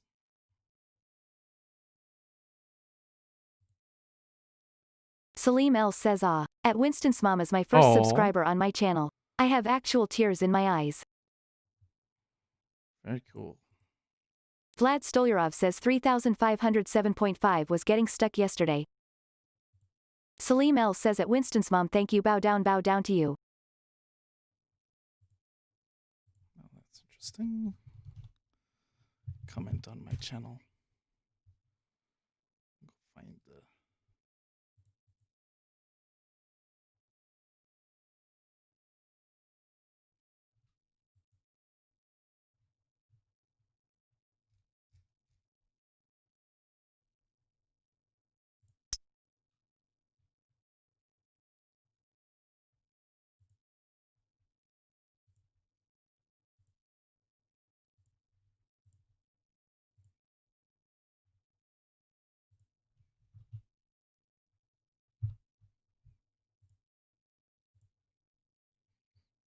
Okay.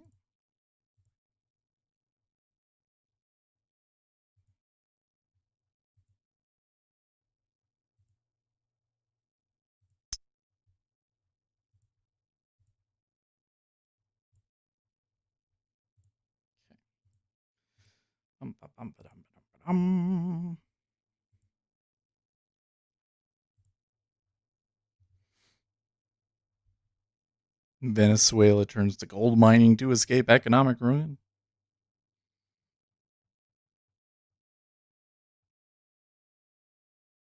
Vlad Stolyarov says 478 TSLA important pivot I think. Vlad Stolyarov says it was breakout level yesterday. Oh, okay. Okay. They're pretty bullish at the moment. The retail traders must not know that there's news coming. That, or they saw that I got out early, and so they're like, wow, let's push it as far as we can so that he feels bad.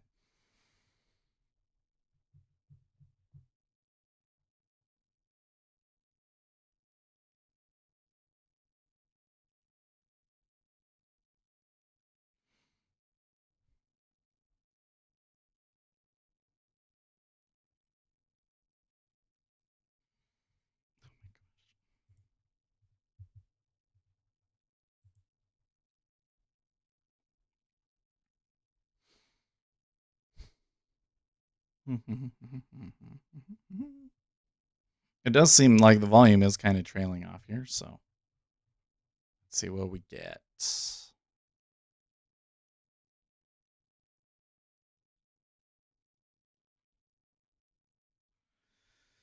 Okay, so PMI, we're looking for 54.5. We got about 45 seconds or so.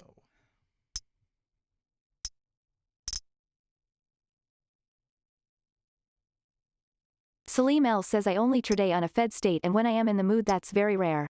So I just wanna annoy Seth while he is trading. Winston's mom says my pleasure. Thanks, Salim Salim. L. It is nice to know that at my age, I can be someone's first, and that is a naughty joke, blush.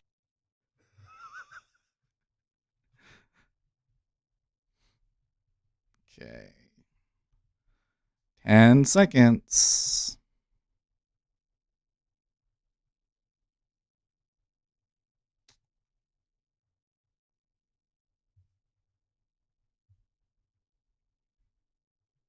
Okay.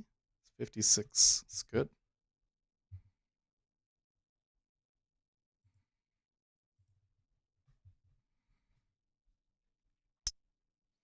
Okay, so the number, it was good, but the market was already positioned quite long there, so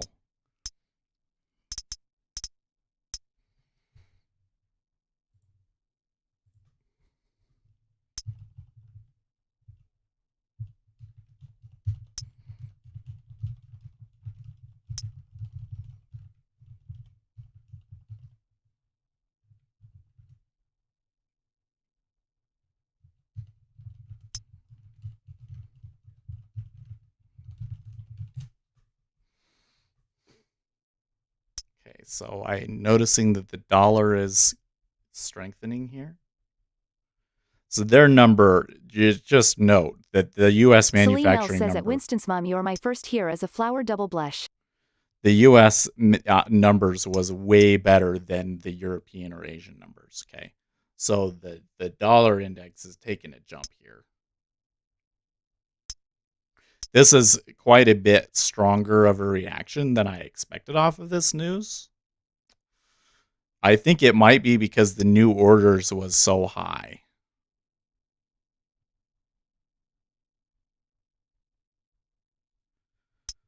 That must be.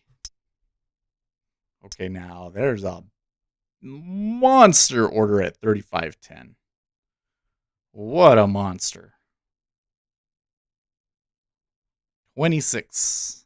Yeah, they're going to shy Vlad away from Stolyarov that. says reaction to news was TSLA jumps.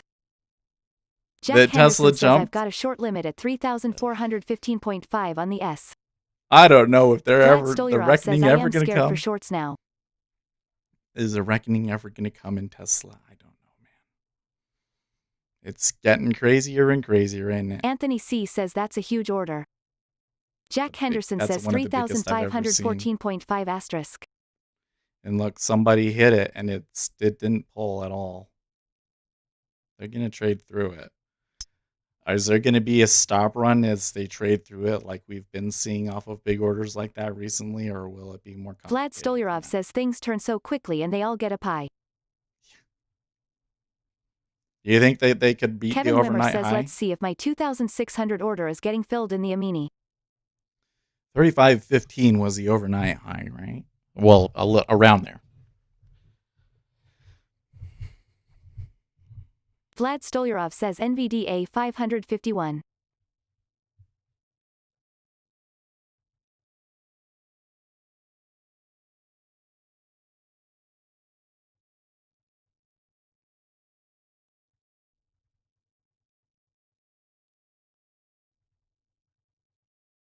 Vlad Stolyarov says things never get this overbought ever. Yeah.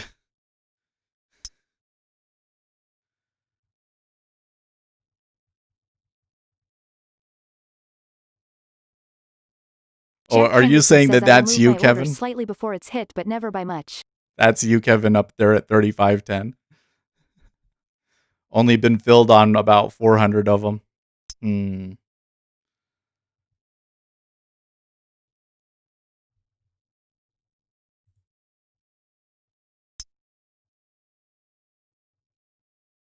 So the treasuries sold pretty hard on that.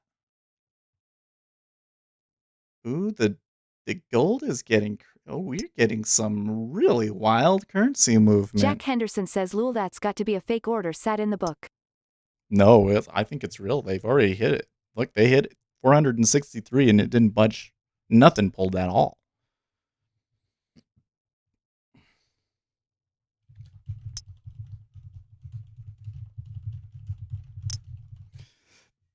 Vlad Stolyarov says I see that Euro USD trap. Jack Henderson says it'll get pulled. Vlad Stolyarov says that's some funny business. I don't Kevin know if they Wimmer can says hold this, man, it's guys. always by the dip, but I am just too stupid to take advantage of that during the RTH. Right? No, I don't think they can hold this, to be honest. Well, I don't want to say it that strongly. We're seeing a lot of dollar strength coming in, okay? To the charts. Wait. Make it so you can actually see things. Look at the golds. Still down about $20. 6E, we were looking for a possible extension above the 1.2. They spiked up above it and then fell. Okay, Vlad Stolyarov which says makes if S sense. holds 07.5, it's bullish. We are the United States manufacturing base is doing better than the rest of the world, so that means people will want more dollars. So this whole Vlad down Stolyarov says move, the level it struggled at yesterday. this whole down move in the dollar is retracing. You can see it right here. Upper left, right? 6J going down, gold going down, 6E Anthony going C. down, says here we go trying again. Kevin Wimmer says oil I mean we moving had up. an almost 20 handle move from the RTH low. So many opportunities to long and IJSUT sit here doing nothing in the Amini. Well, Anthony C. says let's see if it breaks it. I don't know. Not necessarily a bad thing to be out here because some of this action is being really confusing, right? Okay, so they're turning back. They might retrace us. I don't know. Because kind of the thing is that a lot of the up move overnight was based off of dollar weakness, right? So if we're seeing some dollar strength coming in, this is not going to be so straightforward. I mean, I would say that overall it is good for equities, but because of the currency, it makes it a really complicated trade, doesn't it? Or rather, I would say, like, if I was still in, I would be thinking about how much more I can actually get out of this, because it's already turned back down by quite a bit. Already come down 3 points. Vlad Stolyarov says ZM is only 478.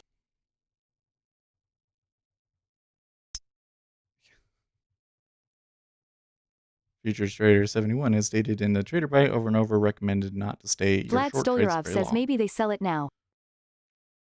Even an open drive down in ESF refuted with buying. Well, I honestly didn't understand the sell on the open. I thought it was just a technical move. Salim L says never be in if you don't, why you should be out. And you don't know Yeah. until you know. Kevin Wimmer says I don't mean right now after the news. I mean just the open. It drops, consolidates and reverses the whole move. It's nothing new. I mean we see it almost every day and I never manage to click long. Yeah. Well, that's because you don't. How do you know how low it's going to go? Right? Well, my edge seemed to catch it today, but I've been screwed on that one before many times. Vlad Stolyarov says I don't short market if there's number 2 red 5 minutes candles on green day.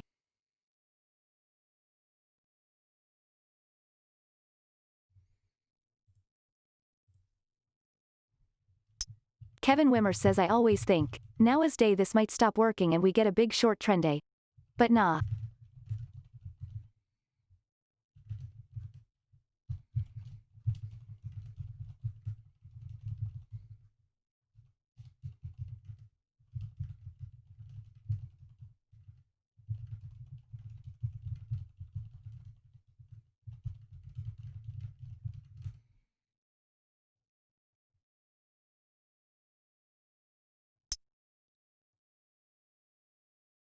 Vlad Stolyarov says I like the dump in gold.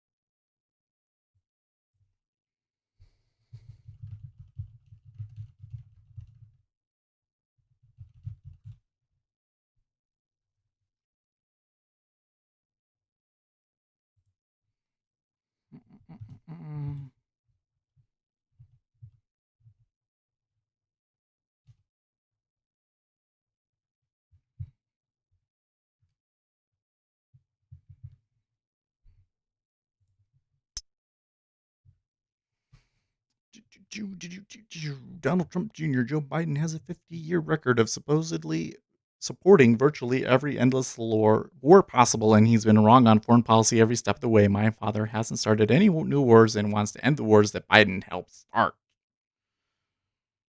That's kind of a weird message to be pushing out today, but okay.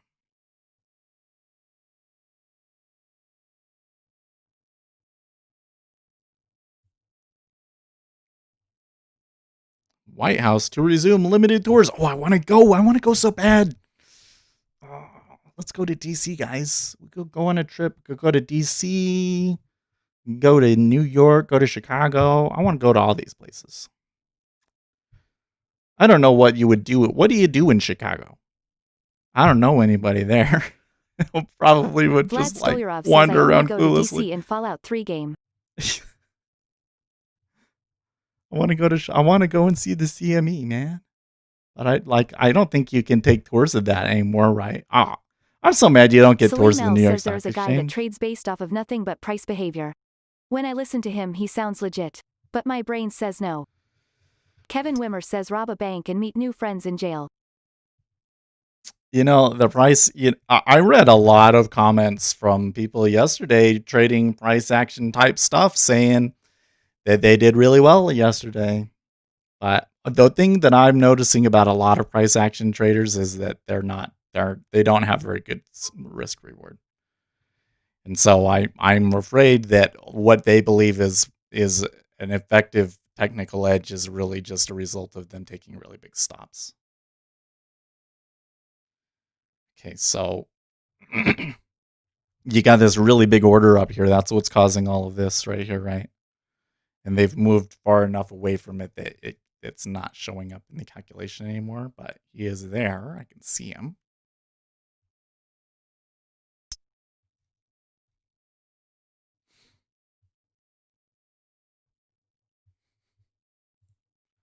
Kevin Maybe. Wimmer says rob a bank and meet new friends in jail.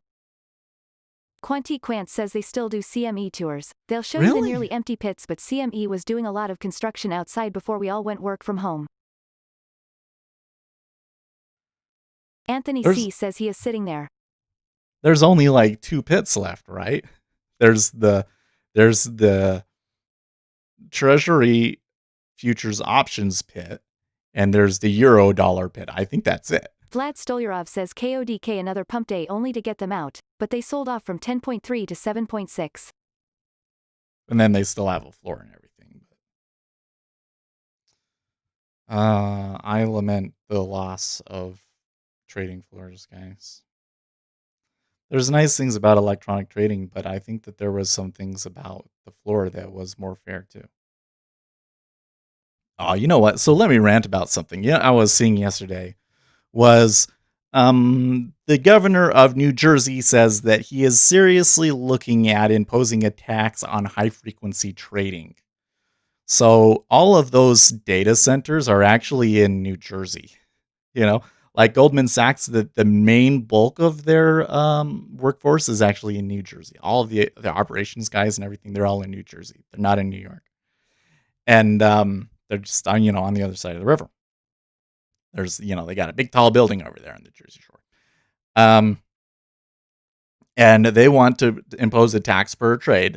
It would be like for stocks, like a half of a cent per share or something like that, right? To punish high frequency traders, which it's like crazy because like they'll just move. That's what they'll do, right? I was reading something saying that most markets have some sort of a financial transaction tax, but I was like, no. So I clearly need to do more research about that. But here's the thing. I don't like the high frequency trading. I'd like to get rid of it. I don't think that the tax is the right way to do it. But I was reading, and this one guy, he had the perfect point. So I don't want to take credit for it, but it's totally, the whole thing is, okay, why impose a tax? Shouldn't imposing a tax is like saying, okay, well, you can continue to rob me. You have to give me back half a cent of it. Okay, like all of this nonsense with Robinhood selling order flow and so on and so forth. Why isn't that illegal? They shouldn't be allowed to sell your order flow. They shouldn't be allowed to trade against you. They shouldn't be allowed to sell it to somebody else to trade against you. It's absolute. It's an outrage. I can't believe that this isn't talked about more, that there isn't like widespread anger about this. Robinhood sells your order flow. How is that legal? How is that legal? Bullshit. Not okay. And it makes you wonder, in the futures. Well, to our knowledge, nobody sells order flow. But who knows what's going on without our knowledge? There could be shady stuff. Maybe someday the shady stuff is going to come out and all of your futures traders will get pissed. I mean, what do you got to do to get Congress to do something about it? What do you think? Do I qualify as high frequency trading, says Salim? Well, in this case, the tax would be imposed on everybody trading on the exchange. So if a half a cent is a significant hit to your profitability, then maybe.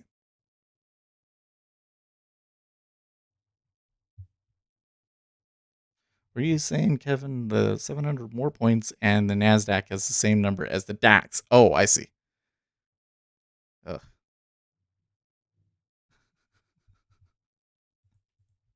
Salim L says I trade for 3 seconds. Salim L says what you don't like me. No, you would get taxed half a cent.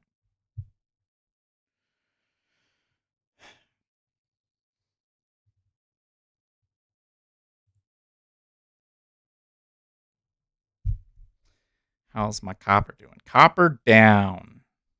Copper is down. This is not good. What I'm seeing at the moment suggests that there could be more downside. Oil took a good rise initially and is retracing it. Gold sure took a hit there too.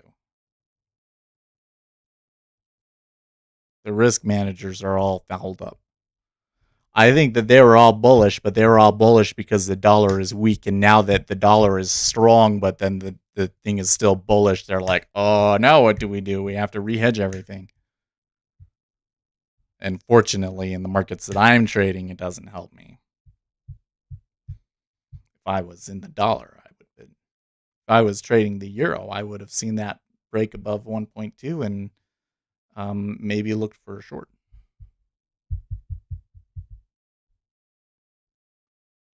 I wish they tax your 10-minute trades by $1. I hope that they don't tax anything.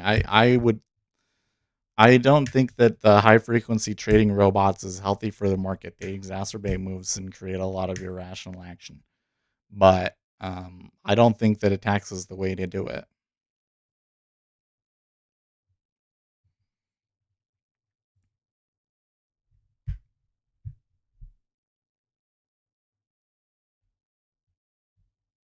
Vlad Stolyarov says market knows the order flow, so irrational wins. Oh, Anthony is saying 34.95. Yeah, I'm getting about a similar area. I think that the real I think that the real solution to this is to tell people the truth that technical analysis has a dubious history and that trying to trade based off of technicals is unlikely to provide consistent returns for you and that you should trade news. And then everybody would trade news against the robots and win. Hey, you know what? I'm going to take a break here for a moment. All right. I'll be right back.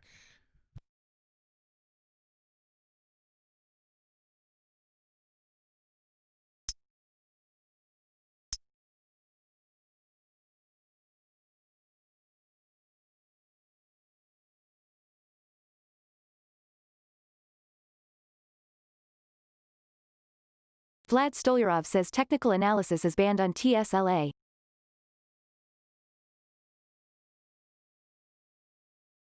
Vlad Stolyarov says short squeezes work every time though.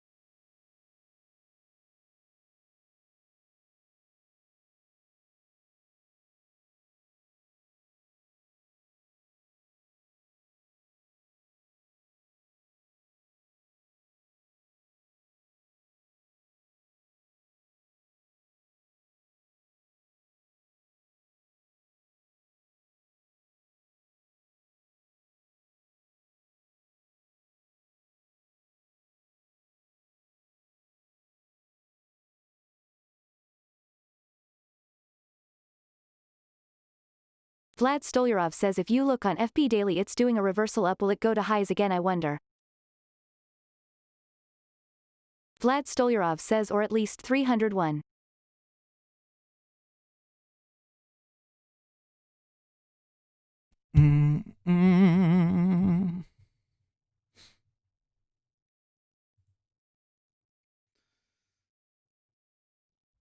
Okay, so Zero Hedge's take on this is there's a historic decoupling between manufacturing new orders and employment. Okay. Vlad Stolyarov says with all the bullishness. So they're saying that I see.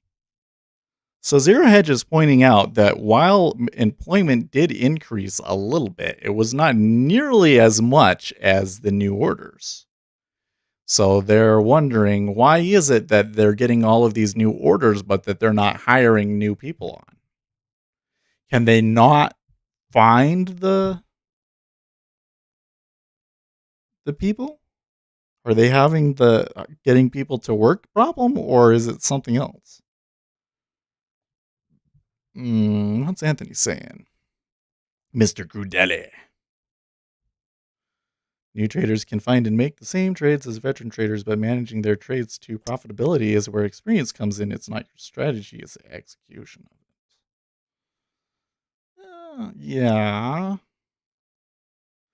Well, the thing is, this is one of the most interesting, the thing that I find becomes so complicated with trading. So when you think about like, okay, I want to see a signal and when a certain X thing happens and I want to buy it. And let's just assume for a moment that what you have really provides a really good edge. Okay. There could be a number of other things that could come in and stop it, turn it around, How do you know how far it's going to go? And so your exit strategy kind of has Anthony to be C more says second sophisticated. try. It has to account for like way more things. And that's what I found when trying to program stuff and um is that you'll get these runners, but then how do you manage it? And you try to do the trailing stop thing, that doesn't work. So you have to like have a lot more exit conditions and stuff. And so yeah, that would be where managing the trade, and managing the trade is really comes down to when do you let it go and when do you take the profits. I think I managed that initial trade okay. I could have left it on and taken on the risk, and then I could have made probably almost 3 times what I did, but um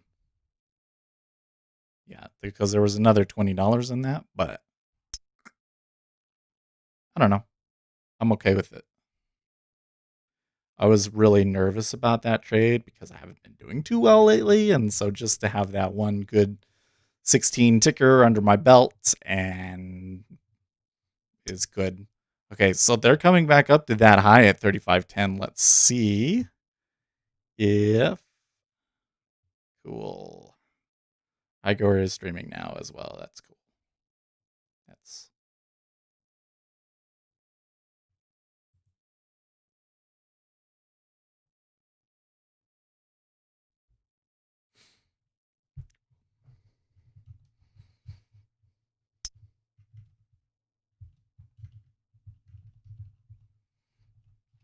Hey, he's doing it on Twitch though. So I'd be interested to see how many people follow him. Vlad Stolyarov says FB liftoff.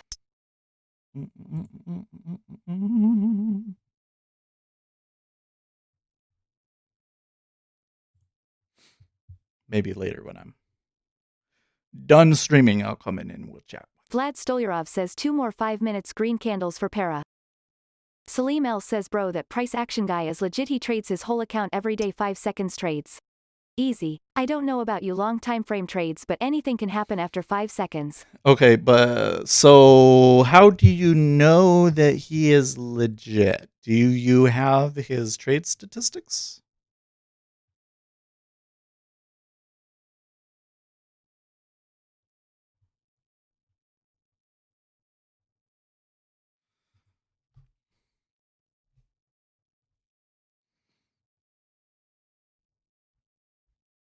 No, is it not reading my messages out again? Because I just clicked that. 305,790 says I've heard prop traders say you can flip a coin, and with good risk management, letting winners run will give positive expectancy. Makes you think, why do we waste so much time on strategy? Vlad Stolyarov says action in FB was amazing. 305,790 says I've heard prop traders say you can flip a coin, and with good risk management, letting winners run will give positive expectancy. Makes you think, why do we waste so much time on strategy? Salim L says on Nadex Team Alliance he trades live brother. For some reason. Vlad Stolyarov says now should be taking profits. Anthony C says it's goon. Salim L says NADEX binary options. Jack Henderson says 30 contracts went Theo it. Anthony C says WOOOWWWW. Jack Henderson says knew it was fake. The big order. They moved through the big order. I don't think it was fake. They traded it, I think. How much was it? Yeah, they traded it. They traded it.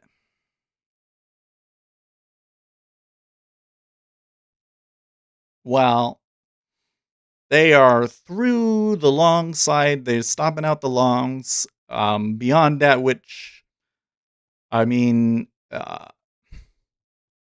so normally I would be looking to fade this, but because the news is good, I think that the E-mini could continue up. I don't know. Both E-mini and dollar going up is kind of an unusual thing, but we'll see how it goes. I don't know how to trade this, to be honest with you.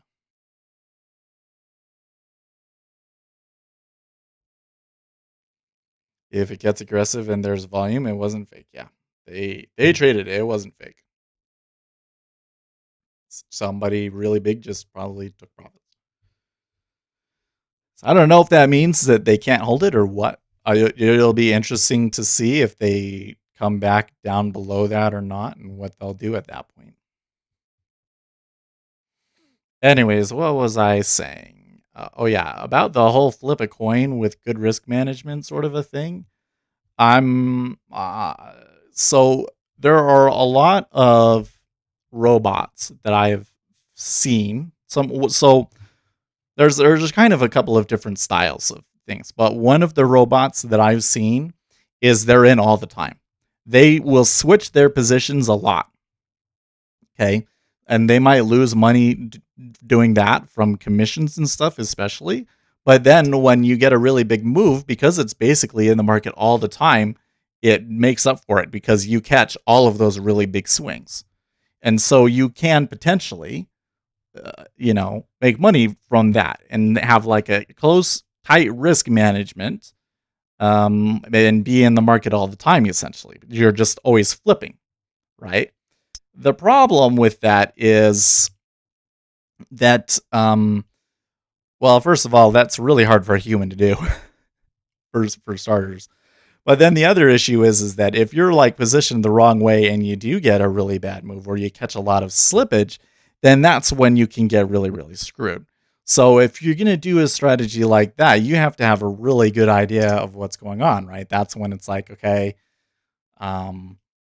get out before news, or if there's unexpected news like Donald, because what's going to happen is Donald Trump's going to tweet and you're going to lose a lot of money, and the amount of money that you might lose might more than wipe out, gains for months. So I think that's probably what they're talking about when they say that sort of stuff. Now as to Salim saying, this guy is legit because just because somebody takes a live trade doesn't mean that they are legit. Okay. Like you need to see their stats. Because here's the thing, past performance isn't indicative of future results. So one of the things that you kind of have to do is you have to be able to dig into their results and say, okay, so when do they do well? When do they not do well? What are some things that maybe they're doing that might indicate that they're not going to do as well in the future? Because usually what will happen is you come in and you'll see that they're taking like way more risk than their profit, and they'll run into a string of really bad luck and blow the account. That's the vast majority of people doing this on YouTube doing that.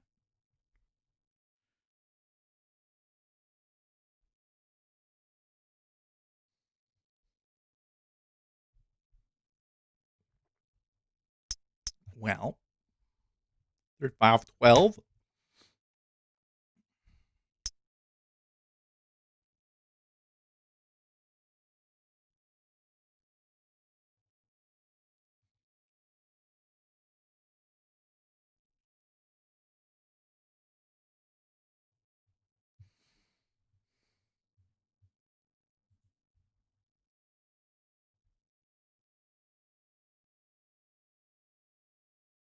I'm going to shut down the text to speech because Google is not transcoding our messages very quickly.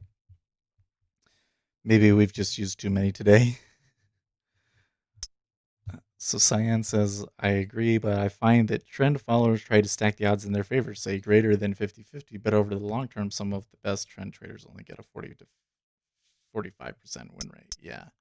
Well, this is one that I find really so interesting, right? Is that the whole idea here is that trend is likely to continue. So you would think that trend following would be a strategy with a really high degree of winners, but the reality is that with the right risk reward and everything, it's actually less than 50 usually, which kind of suggests that it's not true, that trend doesn't really, there's no way of knowing if trend is going to continue or not.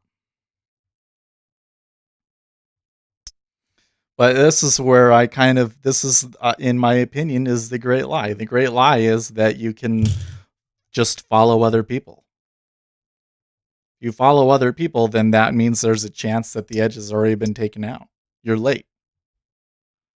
So you don't want to follow other people. You want other people to follow you. It's the opposite of what they tell you.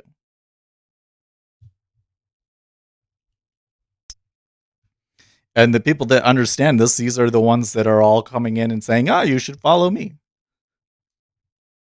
Right? Isn't that interesting? Is to do the thing that actually has edge, you have to lie to everybody else. Tell them that they should follow you.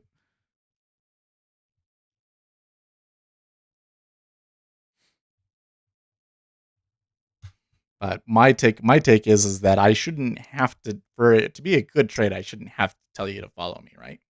For it to be a good trade, there should be a fundamental reason why people are going to come and follow me.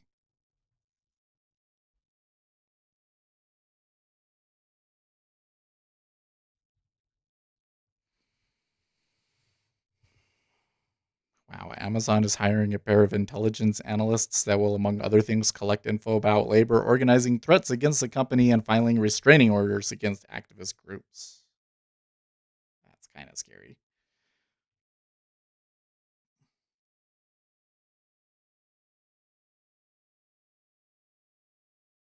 Okay, so I'm seeing all of the currencies kind of consolidating at the bottom of these moves that they've had. I don't know if they're going to continue or reverse now at this point, but we have seen that the treasuries have made a recovery and bounced back up. So the treasuries continue to be awfully slippery, don't they?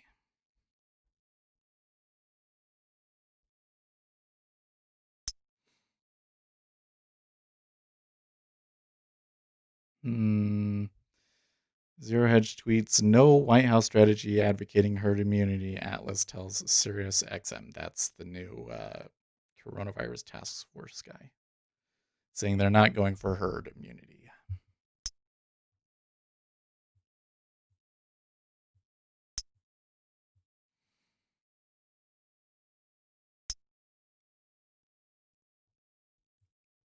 I think knowing that spot where you get the herd immunity would be important, because probably most places aren't going to actually see reprieve until they have herd immunity.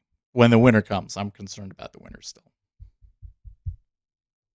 Especially if Biden is president, winter comes, they're going to shut everything back down again.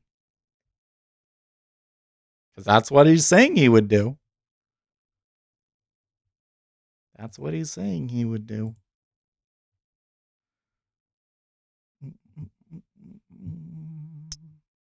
Looks like NASDAQ is once again running much higher than everything else.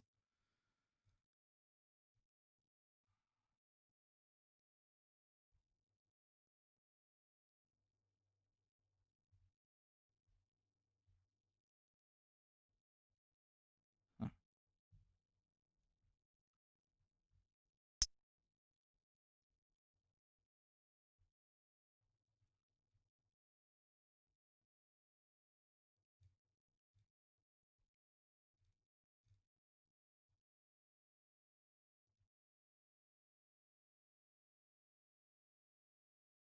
Hmm.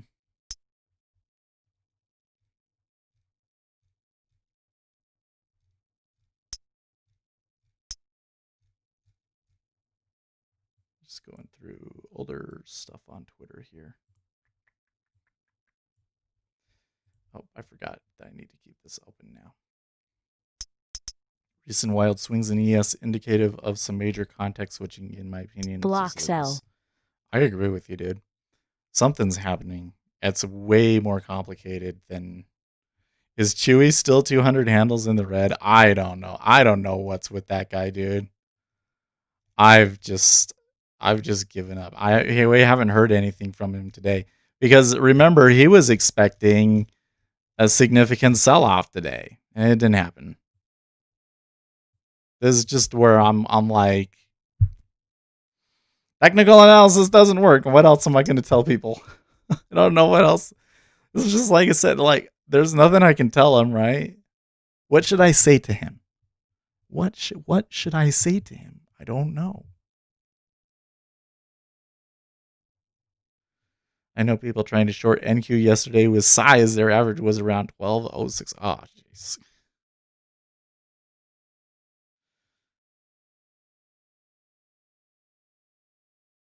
Did they get a chance to cover? No, they took a loss on that for sure. Nothing than his own DD.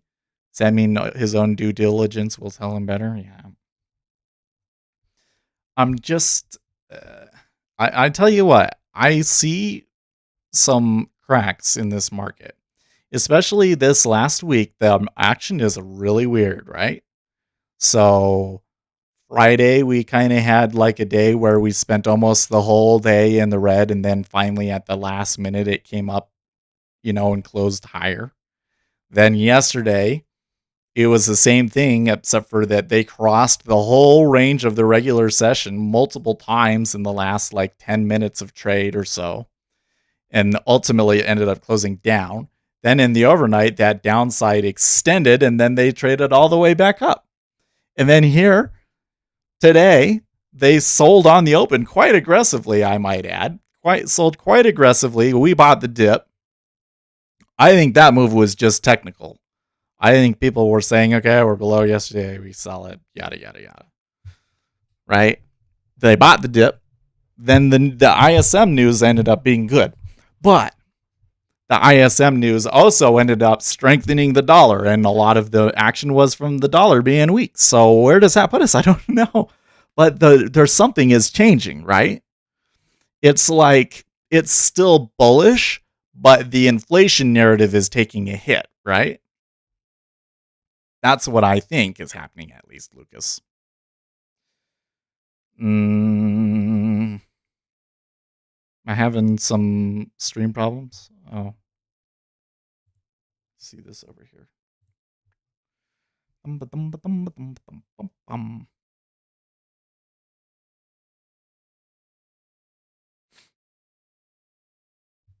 have this still. I never paused this. Yeah, and this is not just volatility, in my opinion, some contextual stuff. We are ripe for some major move. Yeah. Well, I think that, and here's the thing, the problem that I have with it is that this is a time period where we should expect to see people repositioning themselves, because we all know that the summer action is slow, and after Labor Day is when things tend to move. Often that seasonality ends up being a negative, but I don't know if that's actually what's going to happen. All I can say right now is that people are moving, and I don't know if it's good or bad for the market. You know?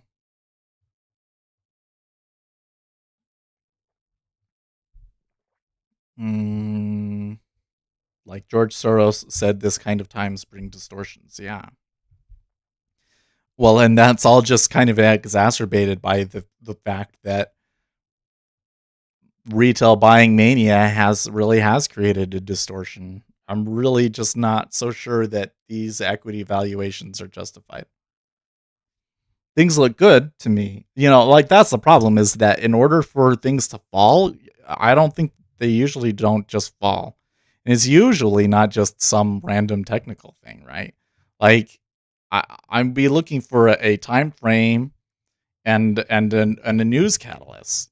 Or right now, with that manufacturing information that you got, does that tell us that like things are about to fall apart again? No, that does not.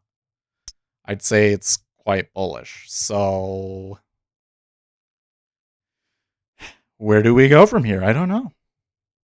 I feel a little bit lost, to be honest with you, in terms of the macro context. But let's see here. So there was some other stuff we were talking about. Blame Gary for the voice not working. Nah, I think that Google just like sometimes if you guys are talking too much, it starts to throttle us. Market forces change the trend or call it noise, and so the only way to win at this game is risk management.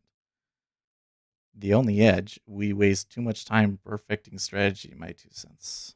Well, I don't know, man. Like, here's the thing: is that um, if you're just trading, like, even if you're trading 10 contracts on the micros, I don't think that you can just flip a coin. And I think that in order to do the kind of risk management that they're talking about when they say those sorts of things, you have to have a lot of money, right? Because what they're saying um, is an example. Remember when well, I don't know if you were here, but we were doing this experiment where we were putting trades at every level here. And what we would do is, like, we'd come down here and I'm averaging in as it comes down. But then it comes down and I say, oh, well, they might bust out here. So if I just sell it right here at break even, then I get out and it's fine, right? And if you don't, then you take the stop and you take the full loss. So if you ever take the full loss, then it's bad. So the whole thing is to manage your position so that you don't ever come to that point, right? And then when it inevitably mean reverts, you'll be able to take profits on that. Is basically the way that that sort of stuff works. And I think it's way more complicated and sophisticated than I understand. Um, when are the situations when you need to reduce your risk and when you'd want to increase it and stuff like that? But I really think that that's really what they're talking about.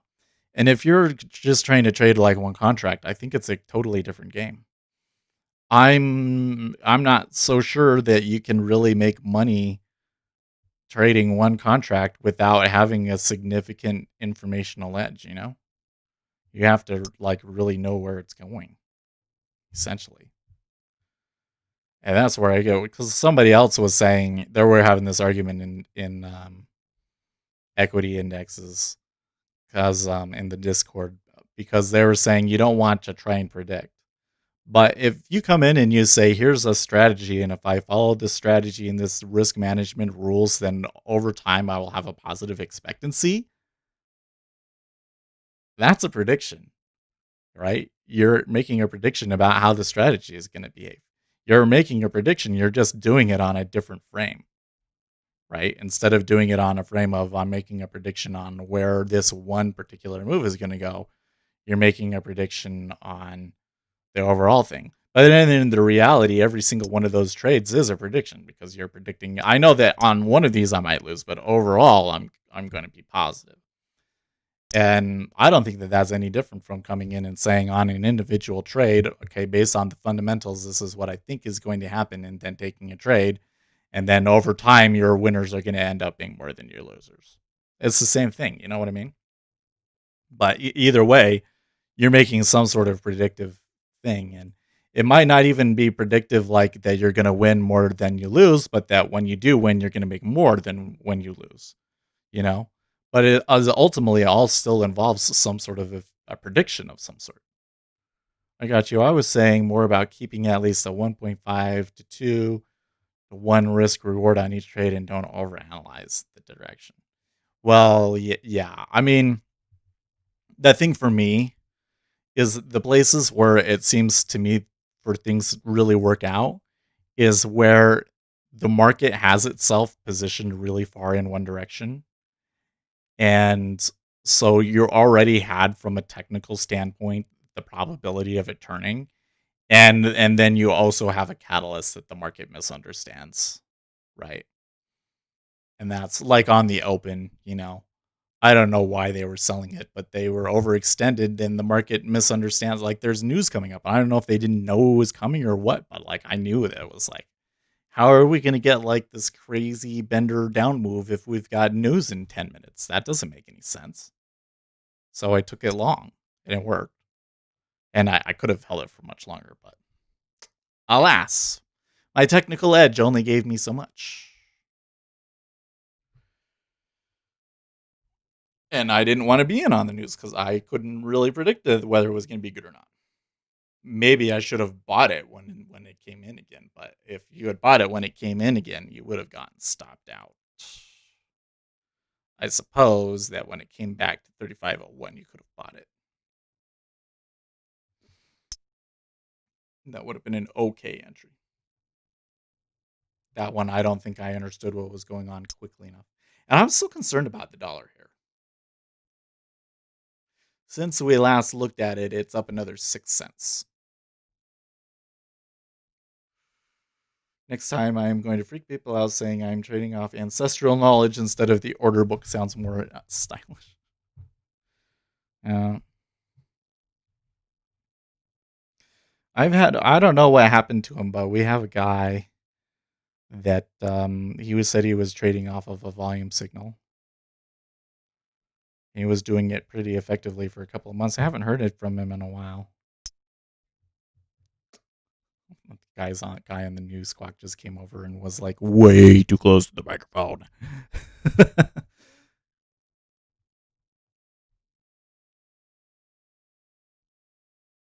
Reversal trading can win you some of the best risk reward, just at your win rate. Well, yeah, but that's the whole thing, is that if you actually have, oh my gosh, what's the heck is going on?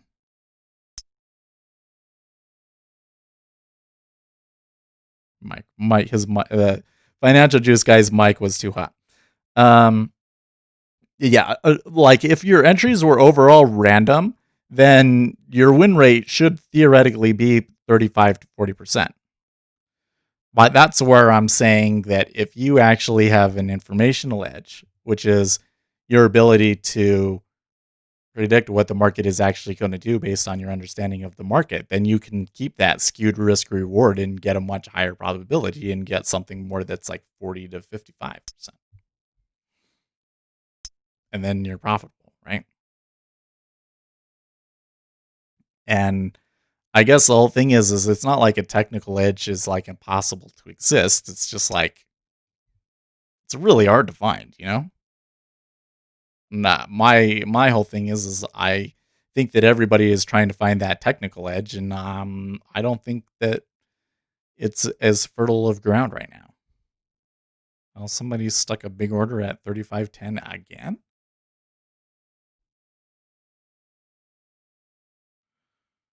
When that got placed, somebody put moving a huge order like really far away. Look at these orders. They're moving around that are really far away. I don't see when the 1000 was put on. So he must have done it quietly.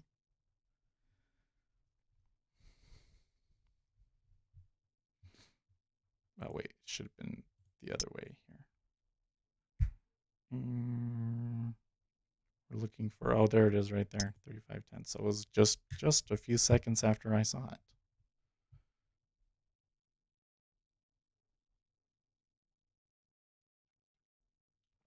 No, my order book shows this right there, 35.10. I was looking for it in the tape, and I had the tape was sorting the wrong direction.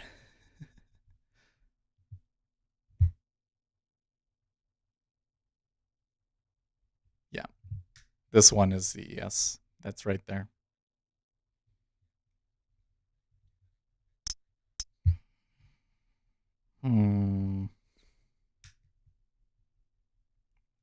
You know, it's been pretty quiet on the news front today, by the way. And market has really, okay. Treasury's going again, huh? Wait, are we getting, no, we're not getting the stacking on it, but it is really moving here. Huh. So, and look at the 30-year is driving it as well. So they must be pushing this same thesis that they had yesterday.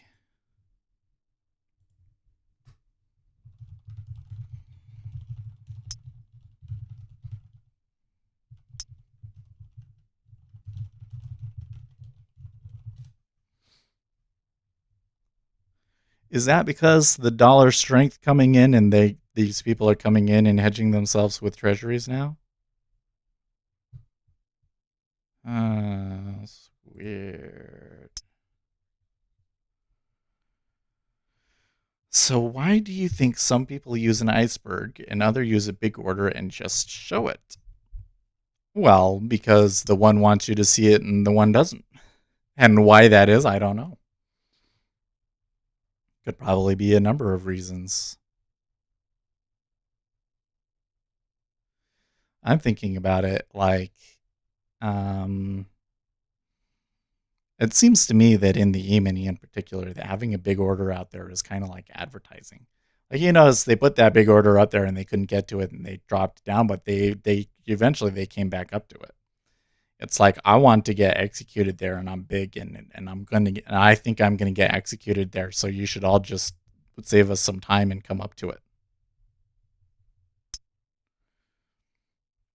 Whereas the guy that is an iceberg is maybe not so sure that it's going to trade there, and he doesn't want to scare people out into going short. Sometimes big order stacking is just showing there's people wanting to cover their shorts because they're wrong, and they front run them to scare them even further.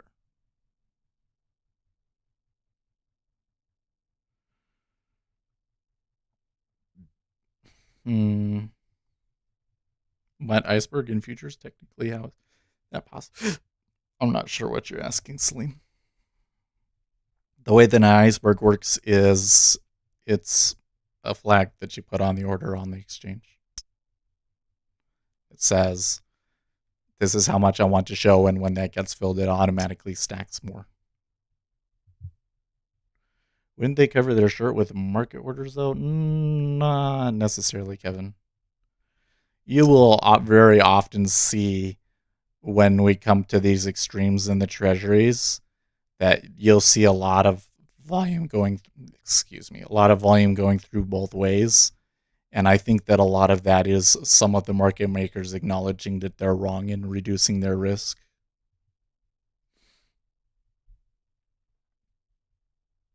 Especially in areas like this, right? It's like you're short, you've added shorts, it comes down there, okay, I can get out maybe with just a small loss now, so I'm going to take it off, and so you buy at 07.5. And that's where you get this sort of a thing where it's like you think that it's the level break trade, but then it breaks down and it falls down. Because basically, like, they squeezed out the shorts and, like, there's no reason for it to move up anymore. Sleem says that's basically a split order. Well, the phrase the exchange uses is a refreshing order.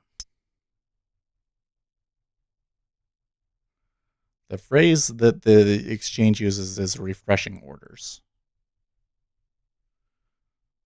Because it will only show so much of the order.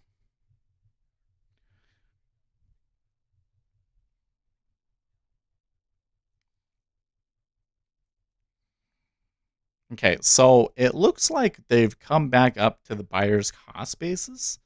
I'm noticing that they still have a really wide gap. I mean, we have way more positioning on than we ever did yesterday. Oh, no, not quite.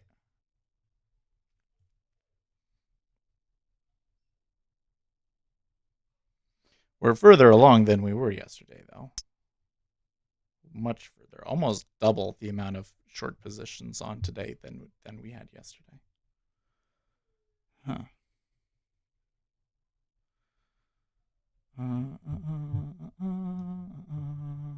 Iceberg is when the order takes place outside of the exchange. No, that's not right at all. And you can never see it on the exchange. No, that's not what they're talking about at all, Salim. On a different note, have you thought about options and using the strategies for plays on volatility, expansion, contractions, and avoid picking direction? It might prove to be a good game to play. Yeah, I mean, so I think that going over to strategies that are much more sophisticated is definitely a good idea to try and find some edge. But there's challenges with that as well, right? In particular, taking it just off of volatility is probably a great one. You know, you probably could have made a lot of money selling volatility lately, right? And there's lots of different sophisticated ways to do that, but you're going to need a larger account to do that, and it's a lot more management of the trade because you have to take positions in multiple instruments, right? Not in equities. I think CME locks down the exchange and keep that going. They call the refreshing order an iceberg. So it seems there is no fixed definition. I've never heard somebody call a block by an iceberg. So that's what he's talking about. The block is another one where is a term that we kind of abuse. So a block order is an order that takes place outside of the exchange and is then reported to the exchange later, is what they call it, and it will get reported out on Clearport. If you follow RandSquawk, they will actually tell you about block trades that are coming in, and I've actually made money off of trading them. It's like free money, actually, when they came in. But that's a block order. An iceberg is a refreshing order. An iceberg basically means that there is an order sitting there and there is more to the order than what is being showed on the depth. That is the definition of an iceberg. Now, there are different types of icebergs if you really want to get into it, because there's an exchange iceberg, which is an actual feature of the exchange, but there's also synthetic icebergs. And synthetic icebergs get kind of interesting because when it's a synthetic iceberg, you will see the level 2 change, but then they will immediately stack some more on there. So how do you know that it's an iceberg versus a bunch of people seeing the absorption and trying to take it? And so then it kind of screws things up, and there's a whole game with that. But that's what we mean by an iceberg for sure. So that, I think, Salim, what you're talking about sounds to me like a block order. But I also call things block orders. Like if I see an order that's more than a certain number of contracts, I'll call it a block order. You know, we had a 4,000 buy into 07.5. Jeez.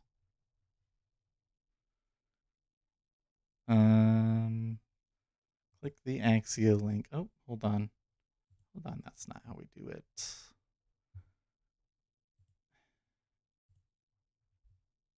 Why is it not? So when I click on links directly in that window, it still thinks that I'm on the studio.youtube.com subnet, and so it tries to go to that instead of have to open it in a new window.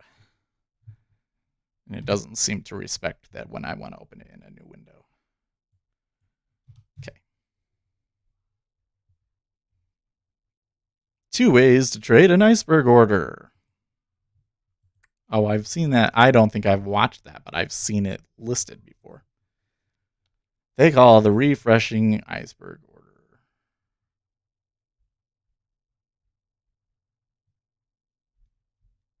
Yeah. Anyways. I guess the way that the market seems to trade an iceberg versus a large order seems to be the same, right? That they'll shy away from it a little bit because everybody knows that something's up, and then if they go through it, a bunch of people think, "Oh, it's broken," and so they'll go through it, and then you actually see what ends up happening. Here in this case, like, right, you know, sold a lot at 35.10. They didn't stay up there for very long, did they? So this continues to be this is a really complicated trade because of the dollar.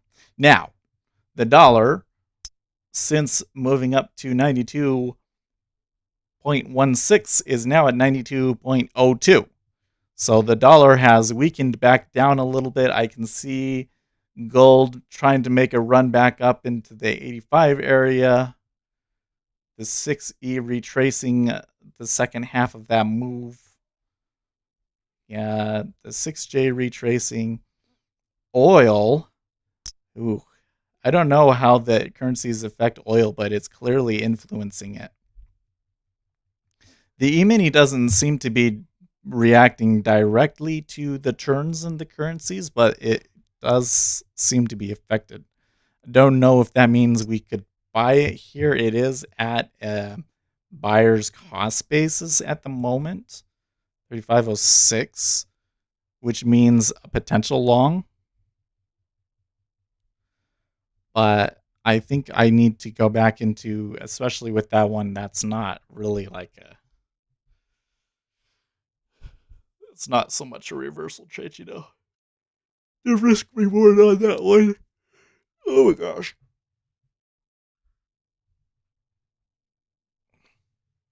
Because the buyer and the seller cost basis are so far away, the risk reward actually still favors the shorting it down and seeing it cross the divide.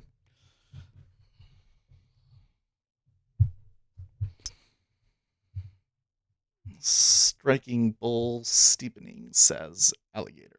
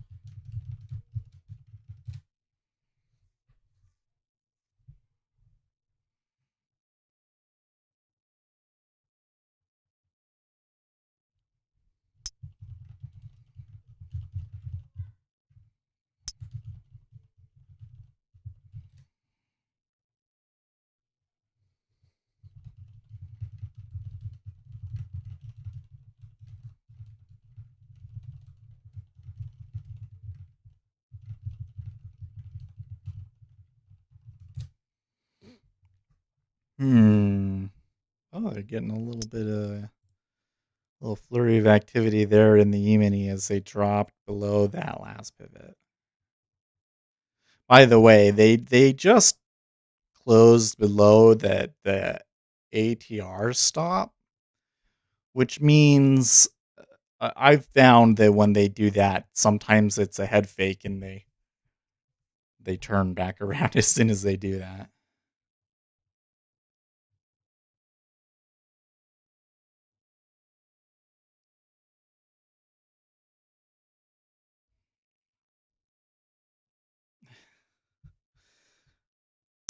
What is this? Iran Squawk is posting time for Drunken Miller's tech quote again. I bought $6 billion worth of tech stocks, and in 6 weeks I had lost $3 billion in that one play. You asked me what I learned? I didn't learn anything. I already knew that I wasn't supposed to do that. I was just an emotional basket case and couldn't help myself. So maybe I learned not to do it again, but I already knew that. Donald Trump. It never ends. Now they are trying to say that your favorite president, me, went to Walter Reed Medical Center having suffered a series of mini strokes. Never happened to this candidate. Fake news. Perhaps they are referring to another candidate from another party. Oh, now he's accusing Joe Biden of having a stroke. Or at least calling people's attention to it.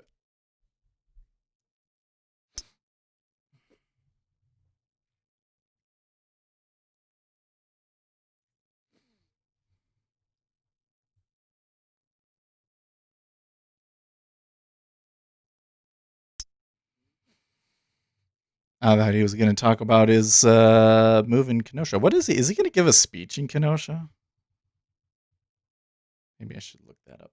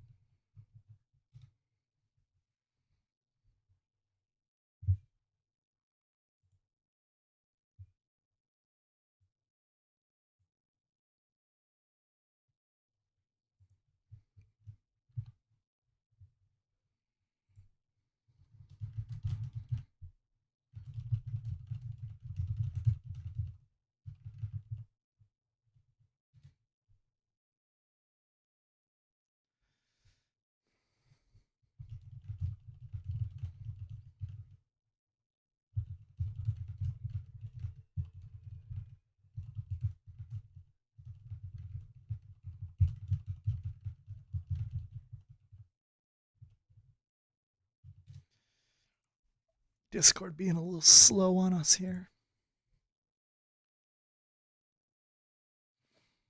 Has anyone in Ninja Trader 8 ever just stopped dead?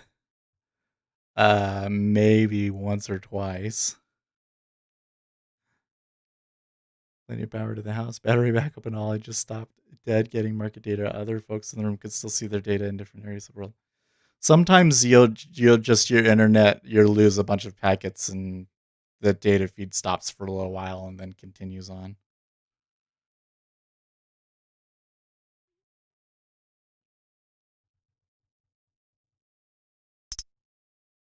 Oh, I get it. Ignore a state. No, I was just looking at something else at the moment. I turned off the text to speech because it was they were taking too long. Gold is kind of bullish again. 1974 pivoted. Some don't want it to go down. Well, yeah, they're of course not. What do you do then? I waited a minute. No, not a minute. But yeah, you just you either that or disconnect and reconnect to your data feed.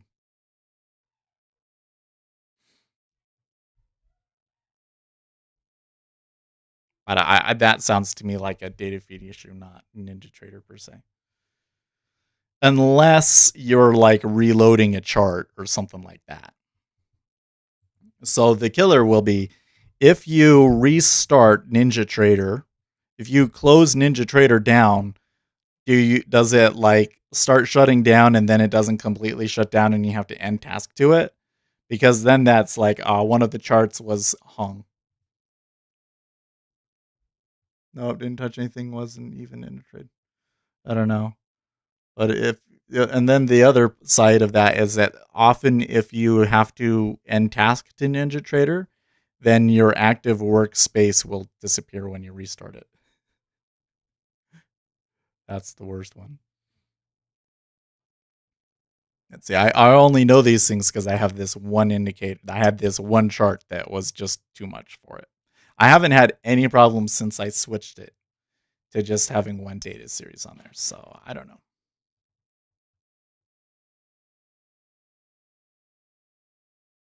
NT's profile chart can crash the PC.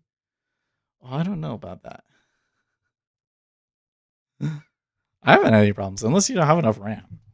I'll tell you, if you don't have enough RAM, that'll definitely screw NinjaTrader up, right? So my NinjaTrader uses 500 megabytes. Not as much as Brave browser uses. Oh, your web browser is so bad. The go-to meeting was great. Well, he's heading. Let's see here. Heading to Donald Trump heading to Kenosha, Wisconsin, thanks to law enforcement and the National Guard for a job well done. The violence stopped 6 days ago. The moment the Guard entered the picture. Thank you. Cool.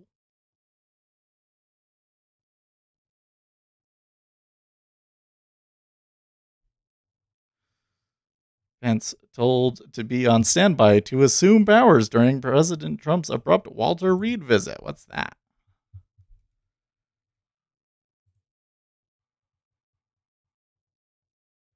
Oh. Oh, this is the one that Donald Trump was saying is fake news. Okay, gotcha.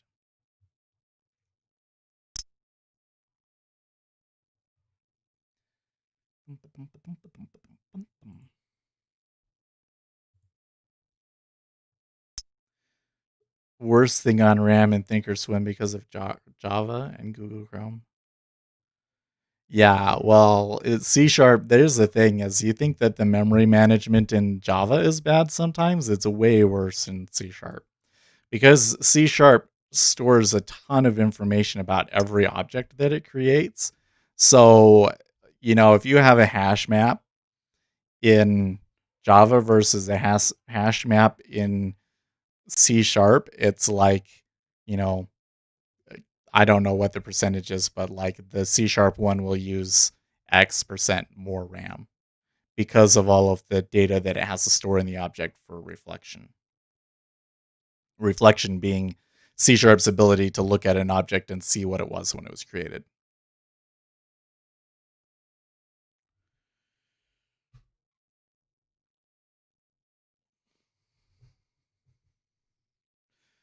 Well, that was a good move off of that and news and all, but after the run up to 34.15, it's been pretty quiet, and I'd say that it was actually somewhat of a disappointing move considering how it started. They haven't like retraced the whole thing yet, but they could. I mean, it's still possible to turn negative on the day, I guess is the point. Quanti says, "Yep, Optimus Flow has the same C# issues." Well, I mean, I don't consider it an issue. It's just a thing about it. Just have enough RAM.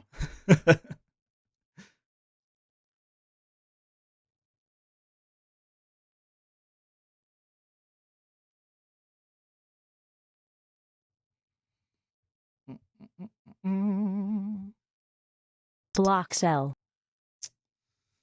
Okay, as a big sell into 07.5 there in the 10-year. Yeah, I'm starting to wonder, like, in my video, I said you probably should have at least 16 gigabytes of RAM. But now I'm realizing, like, if you want to backtest, you might actually want more than that. You might want 32. Okay, there's a little bit of stacking at 07.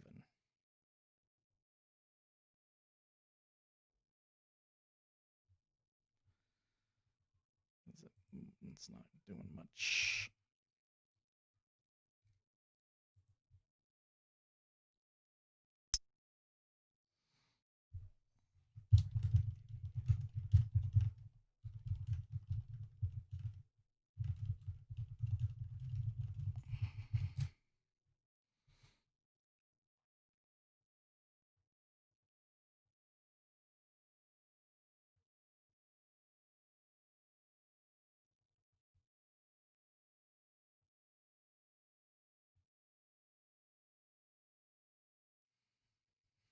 Oh, don't tell me about other people's losses, Salim. I don't want to look like an asshole. I intentionally tried to not pay attention to what other traders are doing. I mean, like, I care about what you guys are doing because I'm kind of invested in your success, right? And I love to know when you guys are making money or when you're losing, and if you need some like I'm here for like the emotional support. You know what I mean? That's how I view my my role. Emotional support, information, instruction, but entertainment. But I'm not a signal caller. I don't want to be a signal caller. I take my trades, you take your trades. So somebody else lost money. Okay. Yeah. He does that. I warn people, but what you gonna do?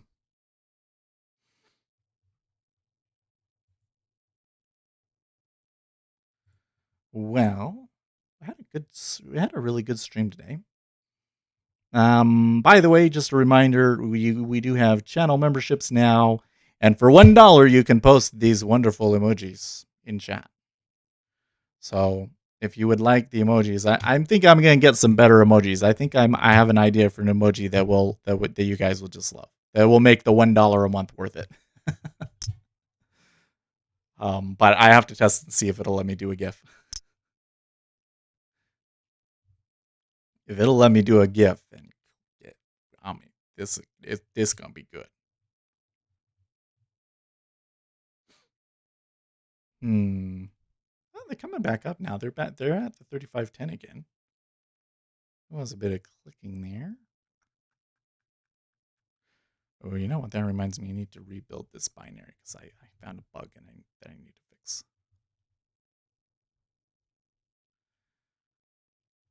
On that big risk to win little mentality. I've noticed sometimes that I'll get on this thing where I'll get on this thing where I really want it to run for some reason.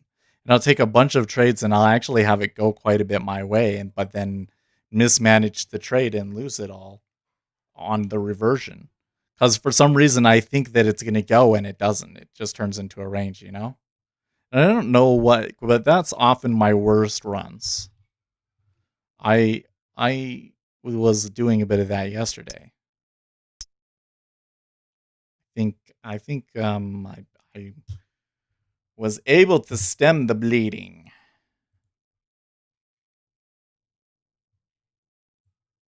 Yeah.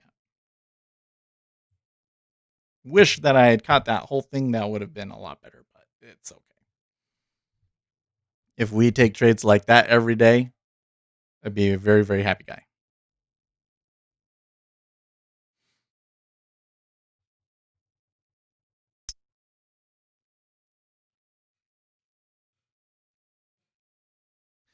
So they're hitting into the long stops again. Sorry, the short stops. I do detect a bit of a head and shoulders pattern going on here, so this should be interesting.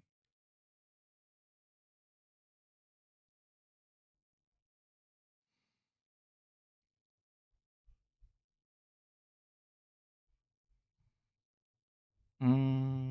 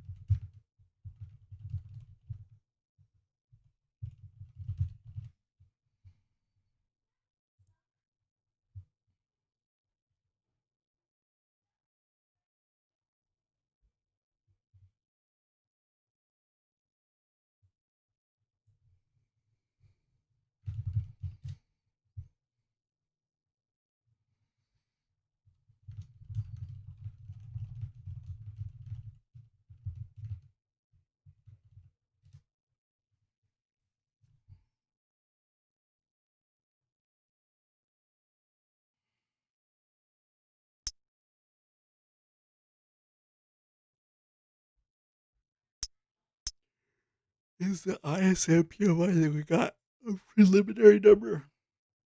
Oh, I know how to tell this. We come in here to our filters and we do none and we do business surveys and we apply the filter and then we change it to the whole month. This month apply settings and then we will get ISM market final manufacturing PMI. Yeah.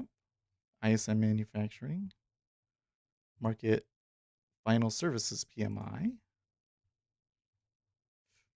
And then no.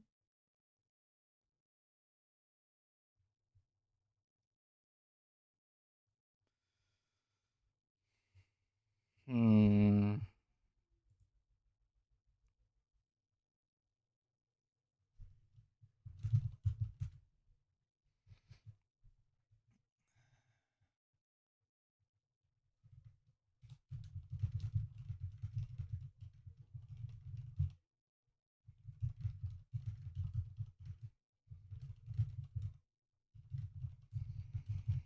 Okay, did they revise previous months? Let's see.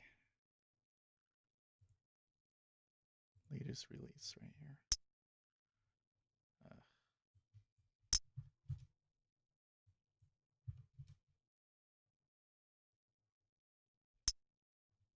ISM report on business. Read more.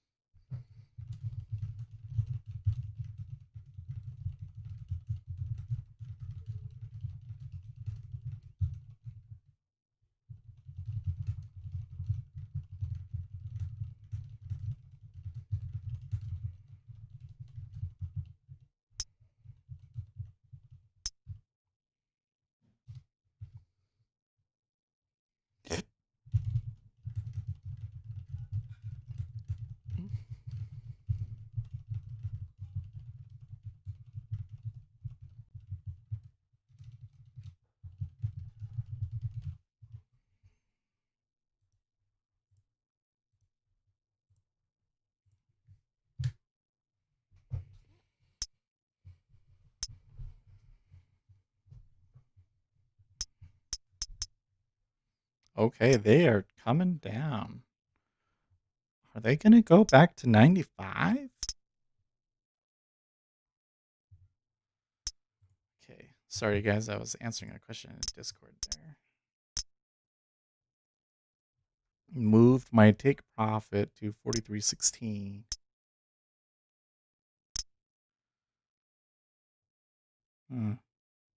You're short on that one?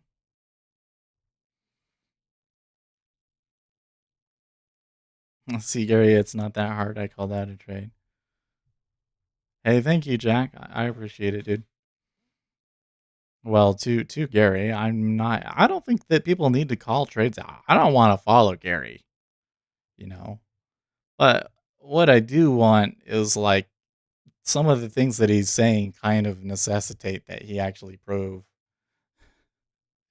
how effective he's trading and what kind of trading he's doing.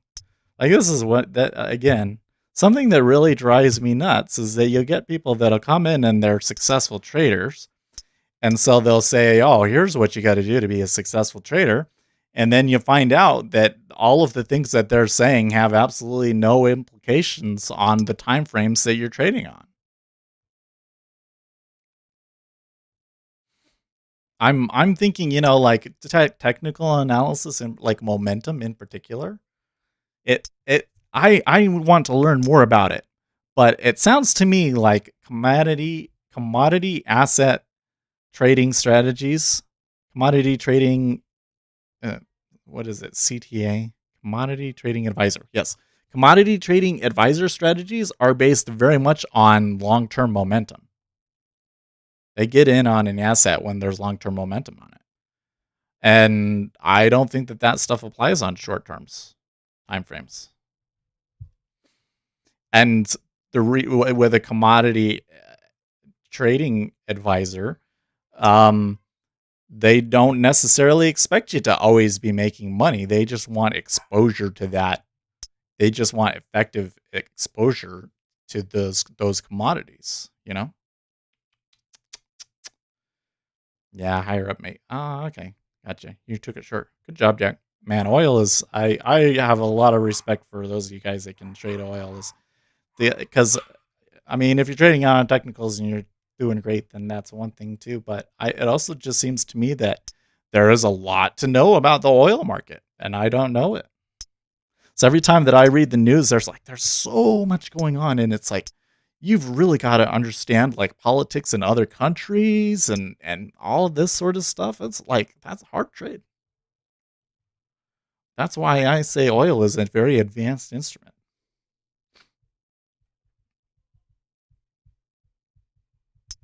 You can be trading oil. I think you've got to be specializing in oil. You got to really understand it, man.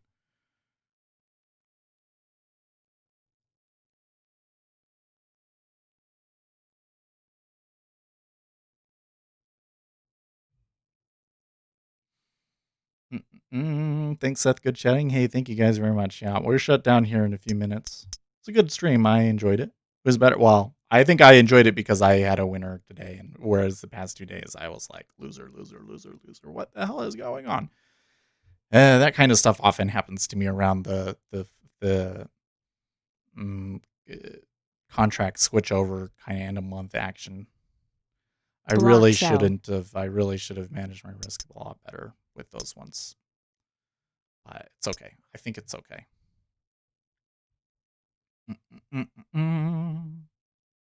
What do we have tomorrow, by the way?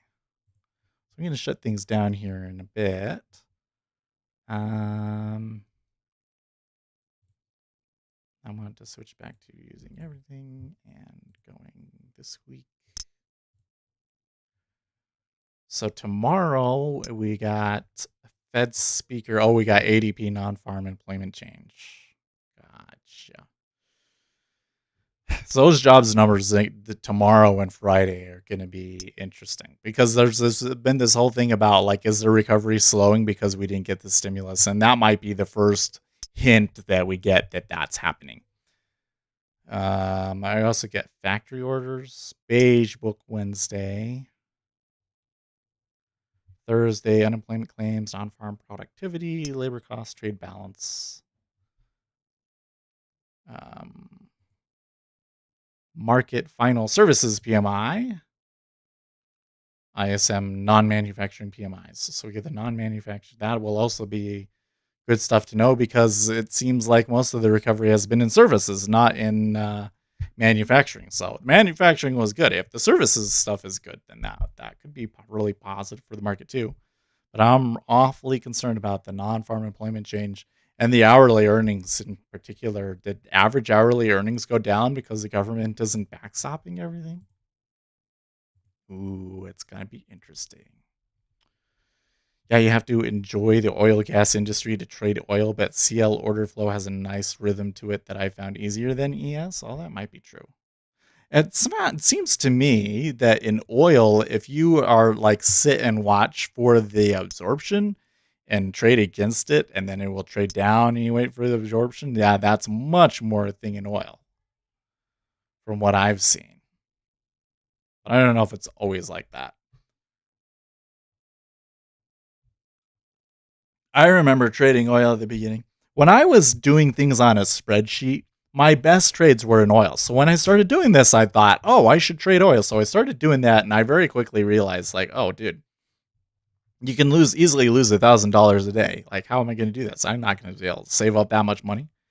And that's when I picked up John Grady's book, and I realized, oh, this probably works better on treasuries.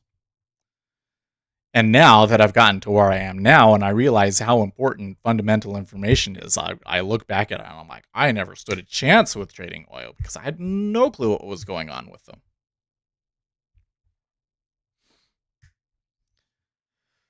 Okay.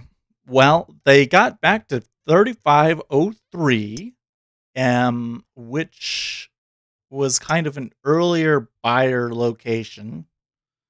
And they're rotating back up. I don't know if they're going to stop out the shorts again at 35.11 and above or not, but the action is still looks quite constrained today. So I'd say, though, that today made a lot more sense than yesterday. So we can kind of take this as a good reference point going forward.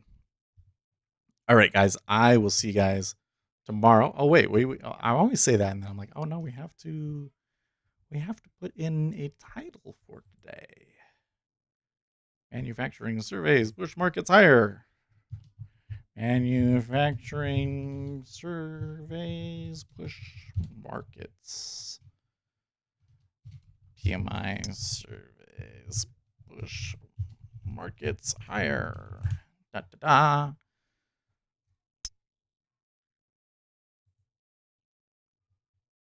The most boring title ever. Nobody's ever going to click on that. I don't know what else to put in there. Sept flips out and argues with Gary. No, I don't think anybody. It's got to be like, if I'd never seen your name before, would I click on that link? Well, maybe I'll come up with something better. But I got to go. I'll see you guys tomorrow. Stay profitable.